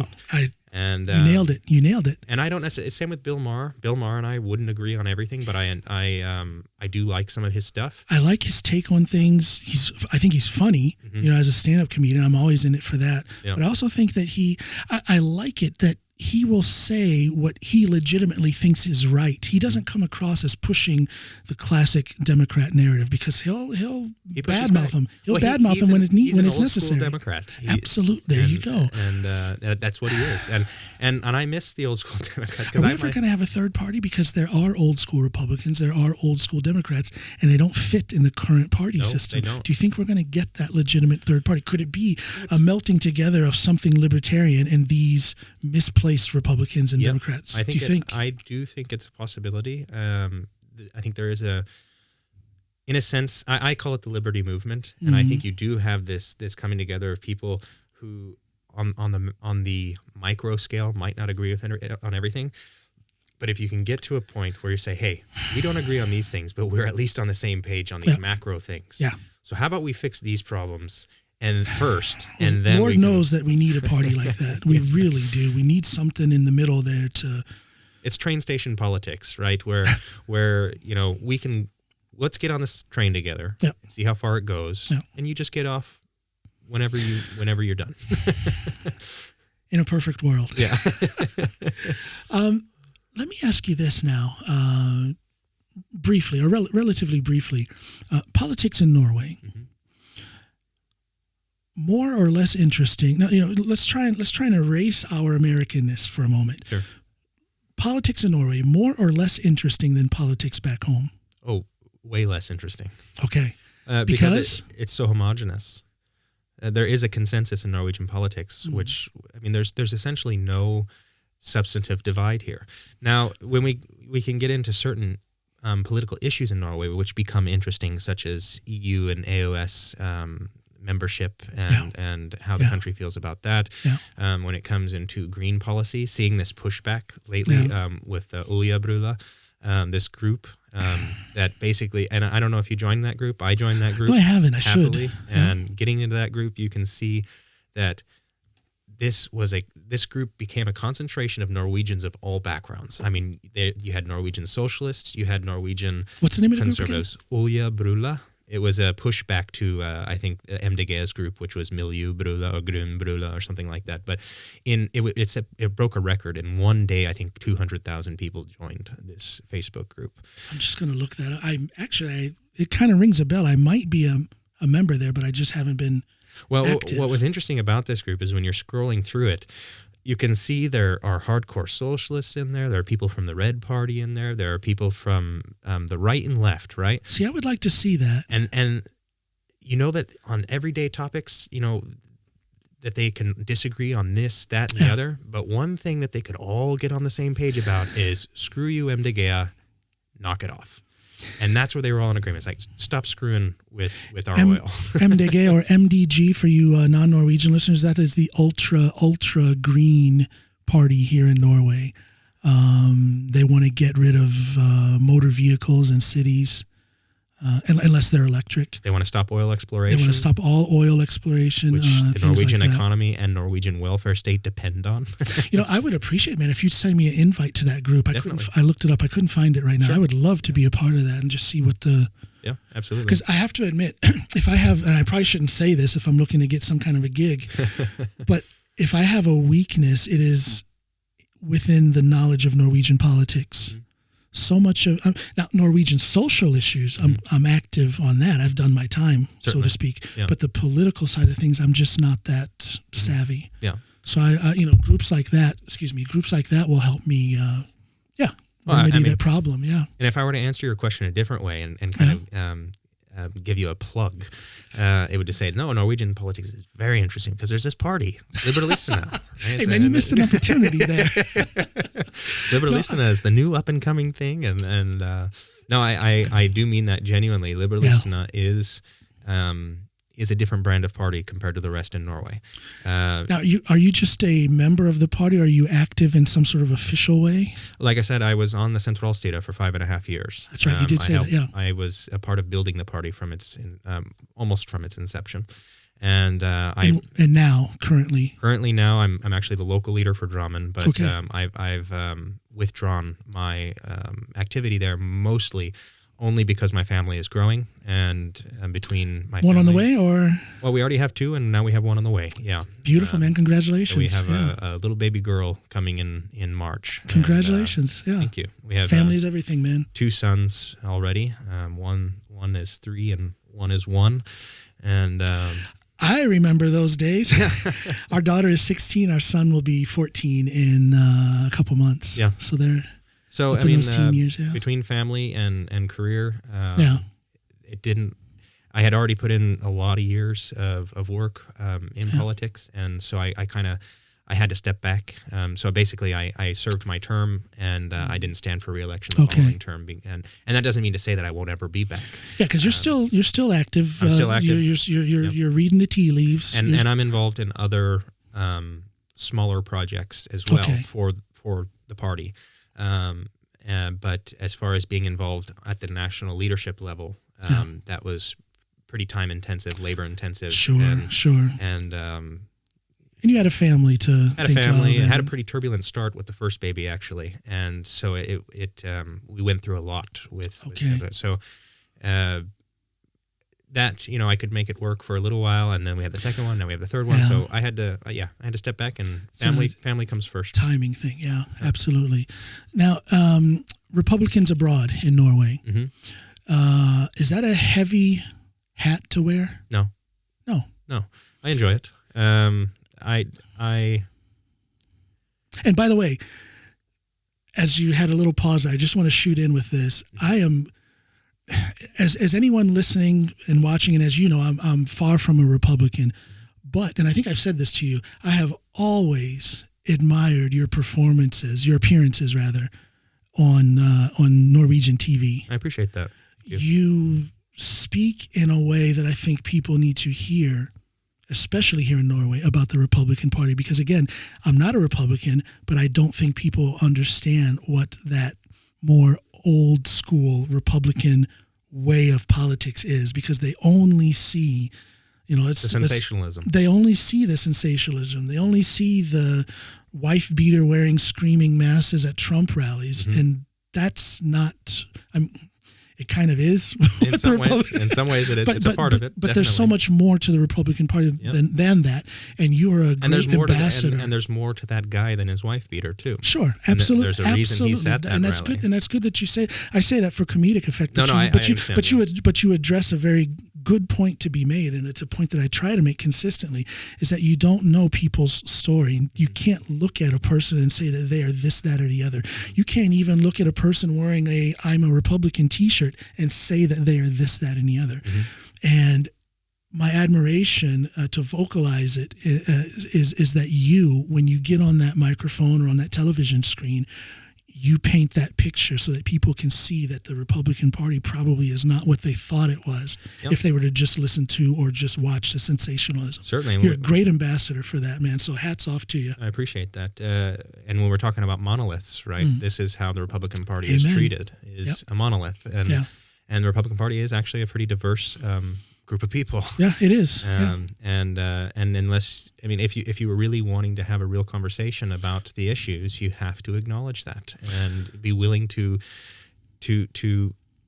welcome that, quite frankly. Well, yeah, and one has to have the discussion in spite of their prejudices. Yes.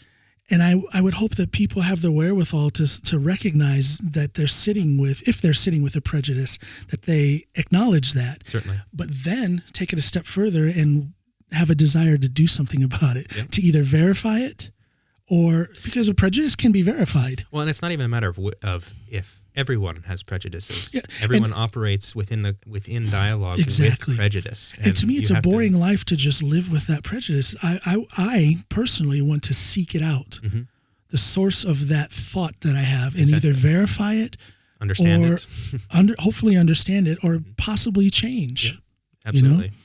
And there's too many people. There's not enough people doing that, unfortunately, regardless of political spectrum and affiliation. There's just not enough people doing that. Yeah, I agree. So I agree with you. Let me ask you something as we wind this up. 2 hours and 10 minutes. Yeah, you're gonna have to cut, I imagine. You said 2 hours was max, right? Well, 2 hours was max because I need a nap. But hey, man, I've had podcasts going as long as just under 4 hours. Oh, wow. I had 3 hours, 59 minutes. Joe Rogan style. Yeah, Joe Rogan style. If the conversation leads me to more talking, then that's what we do. Yeah. Let me just say this. For those who are listening to this as a podcast, you're going to hear the whole thing. Those of you who are checking this out on my radio program, I'm going to chop it up into bits that make me look like a shining star and make him.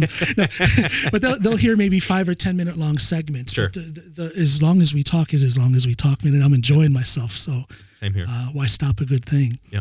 But what I do want to ask you, in all seriousness, as we wind this up, maybe another 10 minutes, but I want to ask you to do 2 things for me. I'm going to say 3 words, and then I'd like you to finish the sentence. Okay. Okay. Austin Rasmussen is? A family man. Period, or is there a comma and a little more? Wow. A family man and a classical liberal. Say that again. The last part. A classical liberal. Yep. Did you guys hear that? Talk about crushing the monolith, Mm-hmm. I think that's a beautiful statement, a family man and a classical liberal, especially the family man part. This is a question I ask a lot of people, and very few people, I'm not saying that they're bad for this, but very few people revert to the familial thing. But you said a family man. Family is everything to me. My wife is everything to me. My children It's not just a big part of your identity. It's probably who you are. That's the basis of who you are. Am I right? Yes, it absolutely is. It's the foundation of my entire life. That's a beautiful thing. I have a lot of conversations with men and the issue of expression, the issue of identity, and to a T, every one of them eventually comes back to the family. Yep. Less of themselves, but more of themselves as a part of that family unit. Yes. It's just beautiful to hear you say that, man. Yeah, I to me, that's the main objective in my life is to build a solid marriage. My wife and I, we've been together for almost 14 years now. 14, yeah. Yeah, we met when she was 18 and I was 19 in university. Young love. How about that? And been together ever since. We've only been married since 2017. And that's not on me. I would have married her and knocked her up a day after I met her if she'd let me. That Norwegian skepticism though, they all have it. All these ladies have it. I've been with Snoopy for 22 years. Married for 20. Okay. Yeah. Classic match made in heaven. I'm not ashamed, or I'm not too manly to say that. Yeah. Yep. Marriage is for me, it's a humbling of myself. Yeah.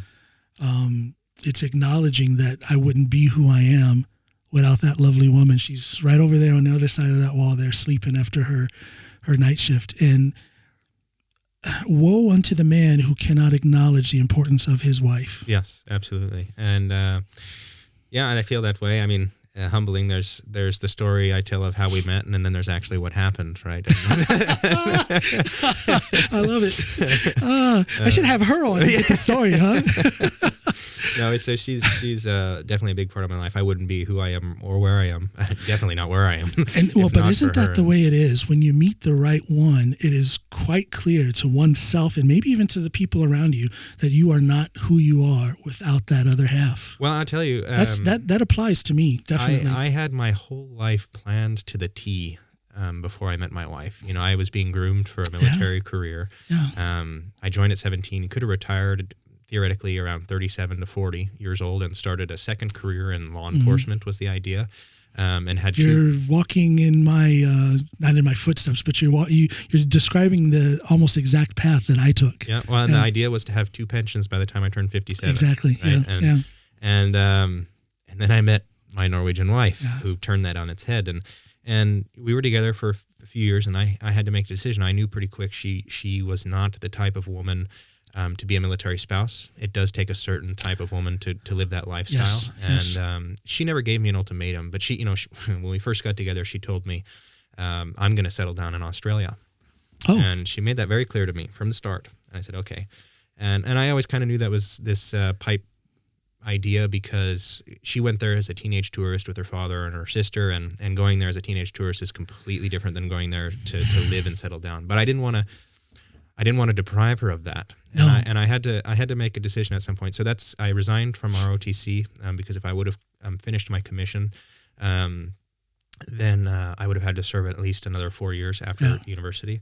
But the deal I made, or the compromise I made, was that for as long as we live in the United States, I would remain an enlisted soldier. And I even re-upped one time. Okay, yeah. And then when we graduated from university, it took me about as long to get my bachelor's as it took her to get both her bachelor's and her master's. They're always smarter than us. They are always, okay, fellas, do you hear me? Don't deny it. Don't resist it. They're always smarter than us. And always. So I got my honorable discharge. My contract ended at the same time within a month of graduation. Okay. We packed up and sold everything we owned and started backpacking around Europe. We backpacked pretty much around the entire continent. Yes. Then we moved to Australia, and we lived in Australia for a year, and that was long enough. But it was coming up to a renewal of visa, and I had to ask my wife. Said, so I mean, because when we got there, what are we going to do for work? And I got a job, and then I told her, I said, you wanted to be here, so why don't you take this time to figure you out, and see what you think of this place, and then we'll make a decision. So, she actually spent that year doing more school, and she painted and she spent time on the beach, and the year came up. And I said, what do you want to do? And she said, I'm ready to go back home to Norway. So that was that, huh? Yeah, we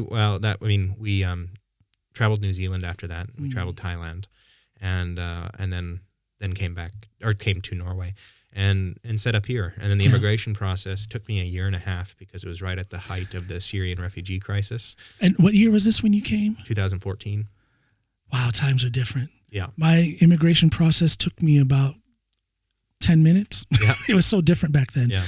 The lady stamped my passport with this, that, and the other. I filled out one form, and she said, make sure you get a job and don't be a burden to this woman. Yeah. And good luck. Seriously, that was it. I wish it was that easy. That was it. This was in 2002. Yeah. Well, it was right at the height of the Syrian refugee crisis. We lived in Stavanger at the time, too. Yeah. So then the oil crisis hit as well. And so it was tough going there the first year and a half. But after that, we actually both ended up working for the same software company. And in that software company, it was great because we had to be in different countries every month. So we were nice. So our travels kind of continued. Interesting. And we were traveling all over the place. And then it came time to start a family, and that type of lifestyle is not really conducive to a family. Change has to come. Yeah. I mean, with the first child, it was okay. I think our first son was in 12 different countries in his first year of life. Wow. And but then when she got pregnant with the second child, then it was a real slowdown. And it's like, okay, now we have to focus on the house we bought that we haven't paid attention to, and all this stuff. So hello, life. Yeah. So and now our third one's on the way, and we're looking forward to having a daughter this time. Well, family is everything. It certainly taught me. Just getting with Snoopy before we were together for 6 years before we had our kids. So we had a lot of that carefree life. Mm-hmm. And we just for me, it was a cementing of what I thought things were going to be in the beginning. Yep. And it just proved to me that I chose right. I don't always choose right. No, exactly. But I chose right. She chose right. It was just a symbiosis that started from that very first day. And those first 6-7 years was just confirmation of that, so that all of the years since then have been effortless. And I think that's key. I'm not a marriage counselor or anything, and I'm not trying to preach to you. This is just talking. But I think that it's important that people choose right. Mm-hmm. And not just the man chooses the right woman, but the woman chooses the right man. In other words, that the relationship is correct. It shouldn't be something that you have to work too hard at. Yeah. Of course you have it's work, but it shouldn't be too difficult. It shouldn't be difficult. Yeah. It should be a ride. It should be a nice drive in the countryside. You know, it shouldn't be a demolition derby where you're trying to figure things out. Not. And I think everybody goes through ups and downs. Sure. Yeah, but that initial contact, I don't think there should be a big bunch. No. You can work it out, but. Well, and the thing is, especially my wife and I being together as long as we have, I don't think there are a lot of relationships that last from that age because your brain isn't even done developing yet. Exactly. And so you're either going to grow together or grow apart. Exactly. And we learned a lot. And And God bless you for that, for getting with a lady that young and you're still together. That just doesn't happen that much. No. More often than not, at such a young age of beginning, people do grow apart. Yep. But And you guys are still at it, and all is well. And God bless you. more together. Every day. I don't think it's possible to love her more or grow more together, but we do. And I love it. And I'll relate to you in that way as well. That I wake up and think, okay, I made the right decisions. Definitely, I would not. To put it this way, if someone would have told me when I was younger that I would be living in Norway, working in Same IT here. and digital marketing, I would have been like, you're crazy. What is I'm going to be that? serving my country in some other place, and whatever. And then the first time I visited Drummond was back in 2009. Yeah. And Stacey, my wife's not from here. She's from Bærumsværk. Okay. And her father's from North Norway. Where? Korgen. Yeah. Yeah. And Snoopy's family's from, she's Samisk. Okay. So they're from Finnmark. Oh, wow. Yeah. Seiland up in Finnmark. Okay. That's her in that picture right there. Oh, really? Yeah, that's her. Beautiful. She's got her eye on me constantly. Yeah. I'm not allowed to do anything without her looking at me. I'm talking about how much I love her, but look at her. Doesn't let me do anything. She's always watching. Well, I say if somebody told me in 2009, and I don't know, how long have you lived in Drummond? Since 2014 is when we moved south. Before that, we were up north. Yeah. Had you spent any time here before then? Not in Drammen, but out in Hurum. Okay. When we first came to Norway, we lived there for a while. Yeah, but you've been through Drummond. Yes. Yeah. Yes. Okay. So back in 2009, because even before we moved here, we were coming back to visit her family regularly. And her father used to have a large boat, and actually, after we're done here, I got to go take care of my boat. I got to go finish. We have a boat? Yeah, down by our house. I have to finish winterizing it. Yeah. Got it dry docked now. But he had a boat over there under the bridge. So we had to come here to winterize Okay, it. so you were in and out of Drummond a lot then. Not a lot. For that, anyway. For that. His boat was covered in snow. We had to shovel the snow off and cover it up for winter. And if someone would have told me then, Drummond was a very different place back then. Oh, absolutely. And if someone would have told It's me then, really changed. that in 10 years you'd be living here, Yeah. I would have called them crazy. Yeah. No way I'm going to live in this town. But it's a beautiful town now that's growing. And I'm not a city person at all. Neither am I. Like I said, growing up in rural Ohio, that's where I need to be. And then up in Finnmark, it was perfect. Mm-hmm. With the beautiful scenery and long distance between me and neighbors. They were good neighbors, but it was nice to have that distance, a lot of land and stuff. But if I have to live in a city, which I do because that's what Snoopy wants, then Drummond is a good place to be. Yeah. And you see how it is here. We're right smack in the middle of the city, but you see how quiet it is? It's a beautiful neighborhood. It is. And what we have, the way our house is set up, is perfect. And for me, I had two conditions when we moved here. I said I will never live in Oslo. Get on the mic, would you please? Oh, sorry. So when she said she was ready to move back home, I was on board with it. She got her Australia stuff out of her system, and she wanted to go back. And said, "Okay, we can do that, but I will never live in Oslo." Just as a precondition, we need to acknowledge that now. And I'll never live in Bærum either. Yeah. And so I had those two conditions. I prefer not to live in the city, but she's definitely like your wife. She wants to live in the city. I say that, but. You're kind of on the... We're in the suburb. We're out towards Old School in Tongen. And we actually looked at a lot of homes up in that area. So it's a good place to be. It really is, And I had about as a rural upbringing as you could have. Yeah. And that's my preference. If it were up to me, we would take that same money, go buy a huge plot of land somewhere else, an old farmhouse with a barn. And that is living, if you ask me. But these ladies, Viking ladies, they win. They're so stubborn. Yeah. Wow. That's a good part of your background. I started off with, Austin Rasmussen and then here we've had another, 25 minutes of conversation. I love it. Let me ask you this. This is another thing that I do with my guests. Can you please, this is a lot to ask, or it can be a lot to ask. It depends on you. Mm-hmm. Can you say something? Because this podcast is about dialogue. This podcast is about communication. This podcast is about people who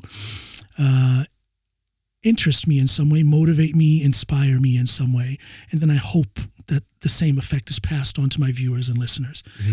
Can you say something into the microphone that those people who are out there can take with them as motivation, as a lift for them to get through their day. People are struggling out there to varying degrees, but everybody, regardless of their standing, can use a little motivation, a little inspiration. Mm-hmm. Do you have anything that you can say to help those people along those lines? You know, one of the things that was kind of ingrained in me from my military experience, going all the way back to 14 years old. That wasn't real military then, but at 17, it was a start. Yeah, it was a start. It was the concept of compartmentalization.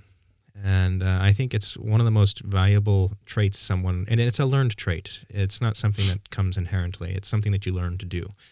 I think, especially in today's world, when you are so overwhelmed by the digital aspect of life, Facebook and social media and the relentless propaganda within the corporate press and media in general, things can look overwhelming. Things can start to feel suffocating and exhausting. And I think one of the best ways to handle that is to teach yourself and practice how to compartmentalize. And what I mean by that is, if you imagine you're in even as a police officer or as a soldier or if you imagine you're going to secure a building, for example. Yeah.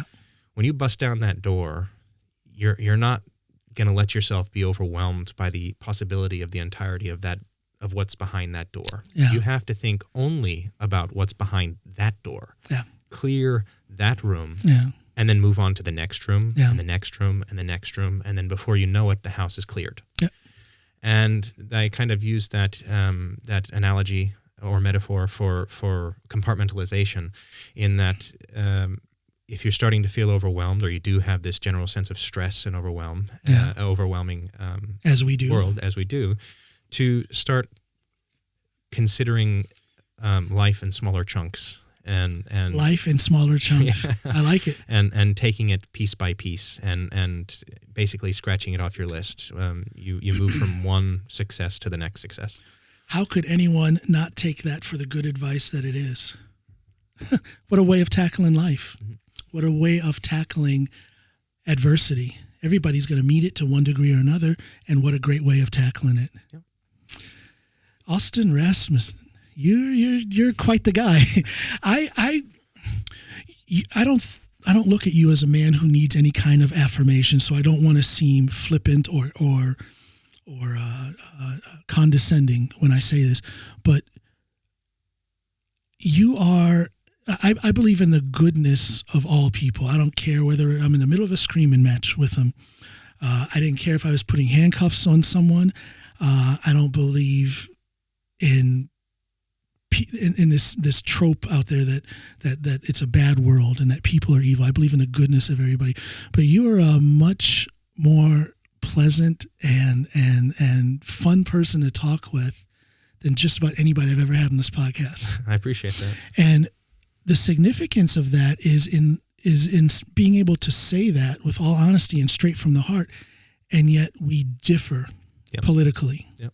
But that's what makes the conversation interesting. And that is exactly what makes the conversation interesting. Absolutely. Amen to that.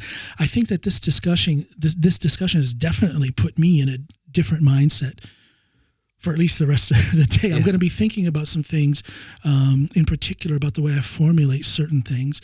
I'm going to be thinking about my perception of all things Republican. And I thank you for that. Well, I think the most productive way for us to have this conversation is that we both have an understanding of entering this conversation in good faith. That was important. I wanted to, and I'm glad that you say that, because I didn't just say, "Hey, dude, get over here, man. Let's talk about this shit." Yep. It wasn't that at all. No, not at all. We had a pre-podcast discussion some weeks ago, and I laid it out about what I was thinking. Certainly, because I would have been definitely willing to spar with you a little bit more contentiously if that was the context of your show. Yeah. The reason I asked you beforehand, I'm fairly weathered in the media game, and yes, you are. I know you're good. You're good at it. Well, and I know the motives of certain people when they ask me to publicly interact with them. Yeah. And basically, I just like to understand the context of what I'm going into. Sure. And this is, I think, not only a lot more fun and fulfilling in a certain way, but it's also more constructive. I think so. Yeah. And I think the key to that being constructive is that we didn't come in with our fists up. Exactly. Yeah. And I think time is also a factor. We could, now we're going on 2.5 hours. Oh, yeah. How in the world is the speaker, you as the guest, and the people who are watching and listening, how in the world is any true dialogue going to be presented in a 5-minute conversation on the news? It doesn't happen. And that is the worst aspect of doing media appearances, is there is never, and I mean never, not a single time where there is enough time to actually go substantively into a topic that we're discussing. So then people just latch onto that one little phrase that, Republican, see, that's what, and that's so easy to do. And it's funny because you're in the green room, and you're with whoever you're about to go on with. Mm-hmm. And you know that you're at odds with each other. But generally you're pretty friendly, You're somewhat friendly with each other outside, and then you go in and all bets are off, and it's about... And that's what I don't want on this. I don't want all bets to be off. Mm-hmm. I want to have the discussion, just like we did, a discussion where we are allowed to differ with each other. We're allowed to explain why we differ, but it's cool. There's a friendly comrade, that's camaraderie. Yeah. Camaraderie. Well, at the end of the day, we're both Americans, right? And I think too many people are forgetting that in the American political discussion. It's a whole other thing here in Norway, but in America, in the political discussion, they're forgetting that fact right there, that we're all in this together. And we're in the same soup here. Yep, and it's even easier to forget if all of us Americans aren't living in America. There you go. And that's why I admire you so much, being the head of the Republicans abroad here in Norway. It's different being a figurehead, a leader in a political party when you're not at home. And it's very different. And what makes that really relevant, bigger burden, is that if you were to take all of the American voters in the world and combine them into, let's say, a single voting block, it would be the 11th or 12th largest state in the country. Really? Yeah. I never thought about that. That's fascinating. Mm-hmm. So you should be a more powerful and influential. And then on the other side of things, the head of Democrats abroad here in Norway should be more influential. You could be almost like a state senator type of thing. Well, to give so why isn't that happening? I'm dragging this discussion out, but this is such an interesting thing. Democrats abroad is actually, to their credit, a pretty well-oiled machine. Yes, they and how they do things differently is actually Democrats abroad has a seat in their party establishment. Yeah. So they are pretty effectively represented. But you guys are kind of just out there as Republicans abroad. It used to be that way for Republicans, but they kind of did away with that in the early 2000s. And now it's kind of broken up. So Republicans Abroad Norway was actually the first chapter of its kind. It's the first organization of its kind, globally speaking. This is basically where Republicans Abroad started back in 1979 with the oil boom, basically. And then it became a global thing. Then Republicans Abroad as a global organization was disbanded. You'll probably have to correct me on the year, but I believe it was in the early 2000s, early 2000s, and then it became independent chapters worldwide, basically. Ooh. And then a new organization started called Republicans Overseas, and Republicans Overseas is now the global organization for Republicans. But for a variety of different reasons, we took that in our board of directors over the years. Because we've been pressured to join that global organization, and our board members have varied views on that. And for one reason or another, we refrained from joining that. And but what are the disadvantages with joining that? It seems like it would be an uplifting thing. It would give you a larger voice and more support. And to be honest with you,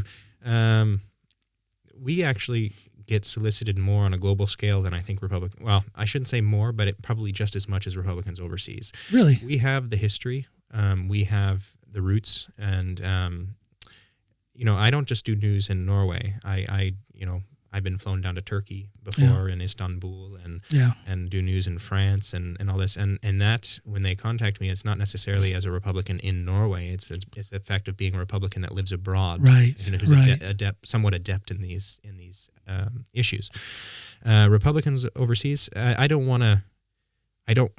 there are disadvantages, basically. Okay. But those are inner workings and board issues. You feel fine in your organization the way it is now? I will tell you as chairman that I was of those who also felt it was better to remain as an independent organization. I see. An organization with autonomy. Okay. And I have libertarian. Yeah. And I have my reasons for that, and definitely it's probably libertarian leanings there. a little bit. But we haven't suffered because of it. It's been very good for us so far, and if I'm not saying things can't change, and I'm not saying that there aren't any benefits to joining the global conglomerate. Yeah. But for now and for this past years. And I would think that if you are getting your voice out there, not just here in Norway as well as you do here in Norway, but let me say this actually. Yeah. Sorry to interrupt you. Yeah, sure. There is actually no, even if we were to join the global conglomerate, we still wouldn't have what the Democrats have with the party. So we still wouldn't have a seat at the table. Right.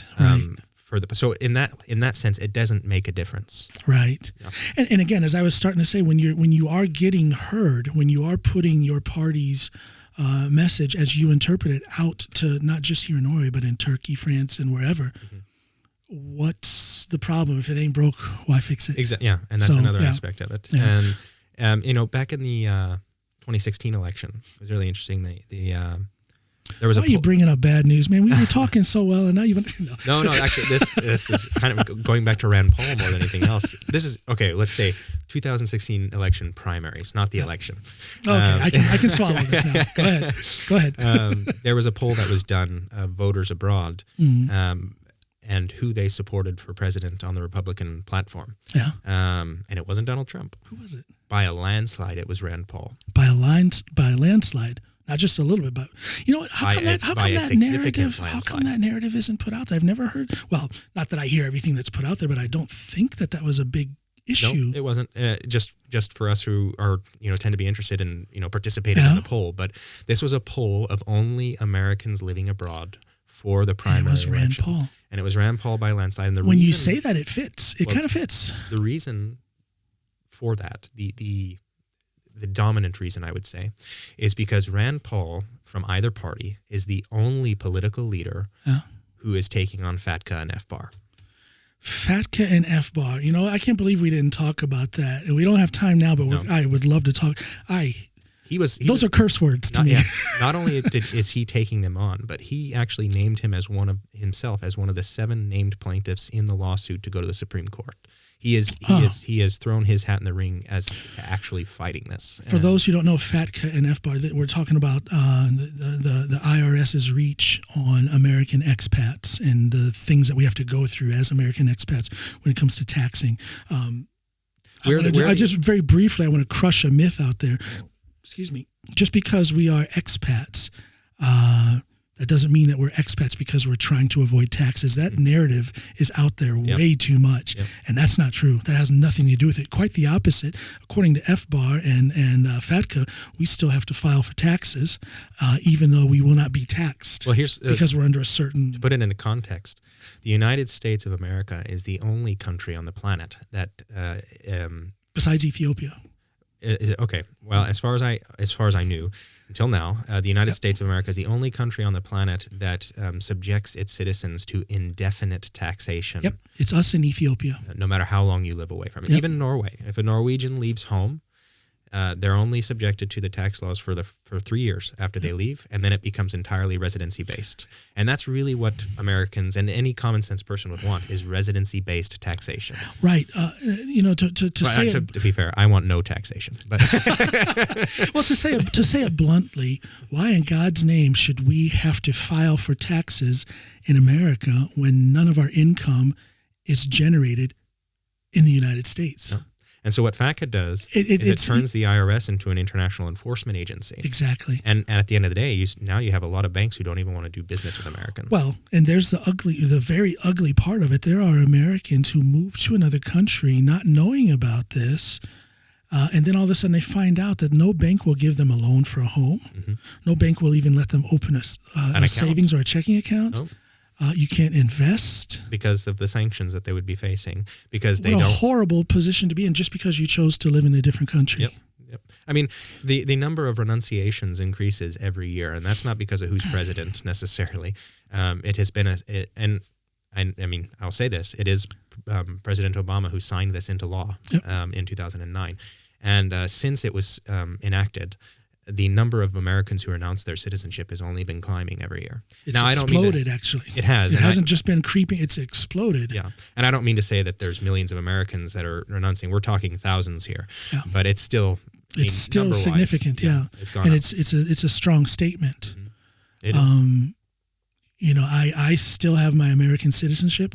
I can't imagine giving it up.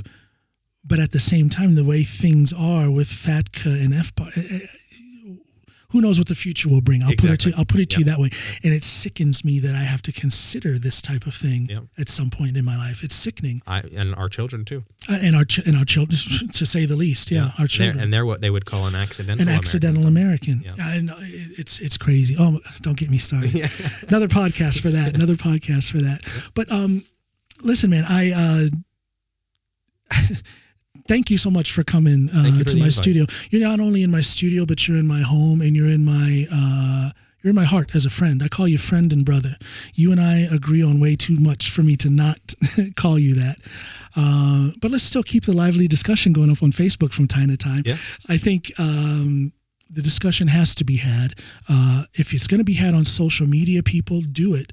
But always remember, I do not think it's the best way of communication. Isn't this better than any Facebook thread? Isn't this thing that we have done for almost 3 hours now so much better than any Facebook thread we could ever imagine of having? Agreed. And the feeling's mutual. And I have to say, I deeply appreciate the invitation to come here. And I enjoyed myself. I'm glad you came. I'm glad you enjoyed it. The invitation came from the heart. Everything we've said has lifted me in one way or another. Like I say, it's been informative for me, and it's going to cause me to reflect at least throughout the rest of this day, if not for several days. I'm a reflective man, and thank you for helping me to be that kind of man. Likewise. Austin Rasmussen, everybody. Oh, you know what? Before we sign off, where can people find you or the work that you do with Republicans Abroad? Is there a website you can refer people to? That's important. Well, I want people to hear what you have to say. We do have a website, it's republicansabroad.no, but that's mainly a voter resource website. Okay. But if you're a Republican and you want to vote, figure out how to do that, anybody can go there actually. Anybody. Beautiful. Republicansabroad.no. Yeah, it's just it's set up, and it basically just presents to you all of your resources from the federal government and how to register to vote and where to register to vote and what the different nuances are. Okay. You know, which state you might be from. And, good. And all it's a great resource. And even in Texas. Even in Texas. Yeah. I'm sorry. I am a stand-up comedian. I couldn't help it. I'm sorry. Except Houston. Not Houston, though. Oh, boy. So anybody can go there. Anybody can go there. And it does give you some background on what the organization is. As far as me personally, I don't know. I guess you could search on Google. I don't have any public personality pages. I'm not kind of under the radar, even though you are a public figure and you are on from time to time on television and whatnot here. But, I've been pushed over. You're comfortable with that? Yeah, I don't have Twitter, for example. I don't. I've considered starting with these SoMe pages, these personality pages, and especially in Norwegian politics, I've been pushed and whatnot to just do it. I am in the background of a lot of social media pages and organizational pages and admin and content creation. But personally, I keep myself pretty. But you're quite the personable person. You have an image when you're on television that makes me, who is far from a Republican, want to hear more. That makes it interests me, and then the respect as being a fellow immigrant here in Norway and whatnot. You don't see any value in putting yourself out there more on a personal level.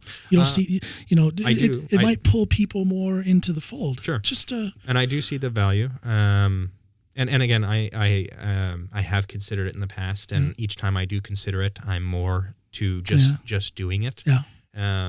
I am a guy who likes his privacy. Sure. And and then not only that, being in a position of being so where there are so many preconceived notions about who I might unfortunately be. Yeah. I also like to preserve the anonymity of my family and Sure. things like that. Even on my private social media, we don't share any pictures of our children's faces. Yeah, I never do that either. I who am I to decide that this is going to be out there forever? Yeah, exactly. And all of a sudden they're 25, 30 years old, and then this thing of them. It's there, and it's always going to be there. Yeah, that's not my decision to make. That's for them to do. Because we do live abroad and everything, for the sake of our family back home, we do post some pictures here and there, but they're very strategically taken where you can't identify who they are. And yeah, like you said, I think it's their decision to log in. Basically. I agree. That's a good way of looking at it. Mm-hmm. Yet another thing we have in common. Yeah. Yet another thing. Yeah. So anyway, to answer your question, I will again take it under consideration. And, Uncle John says, just do it. No, in all seriousness, it would make it.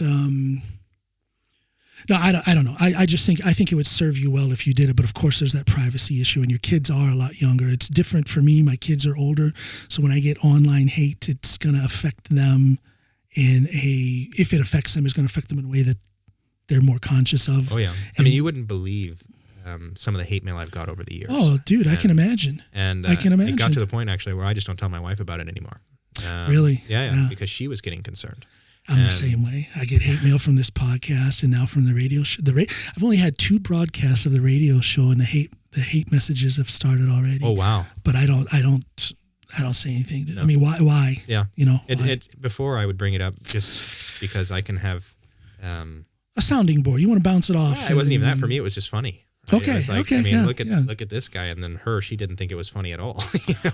Okay. Yeah. And she was taking it a little bit more seriously, and I see. And that was just when it kind of started years ago. And then I have some, let's say, I don't know how you describe them, consistent non-fans who I mean, some full-time haters. Yeah, it's their job. Yeah, and some of them are pretty wackadoodle, and they send some pretty great. And then and don't get me wrong, there's a lot of hate mail where I do take seriously and have been concerned over it. Well, you're a smart guy. You know who's just trying to get you. Yeah. Get a rise out, and you know who's serious about it. Yeah. There's a difference. Yeah. So, so there is that aspect where even as private as I am, you're not immune to it. Sure, absolutely.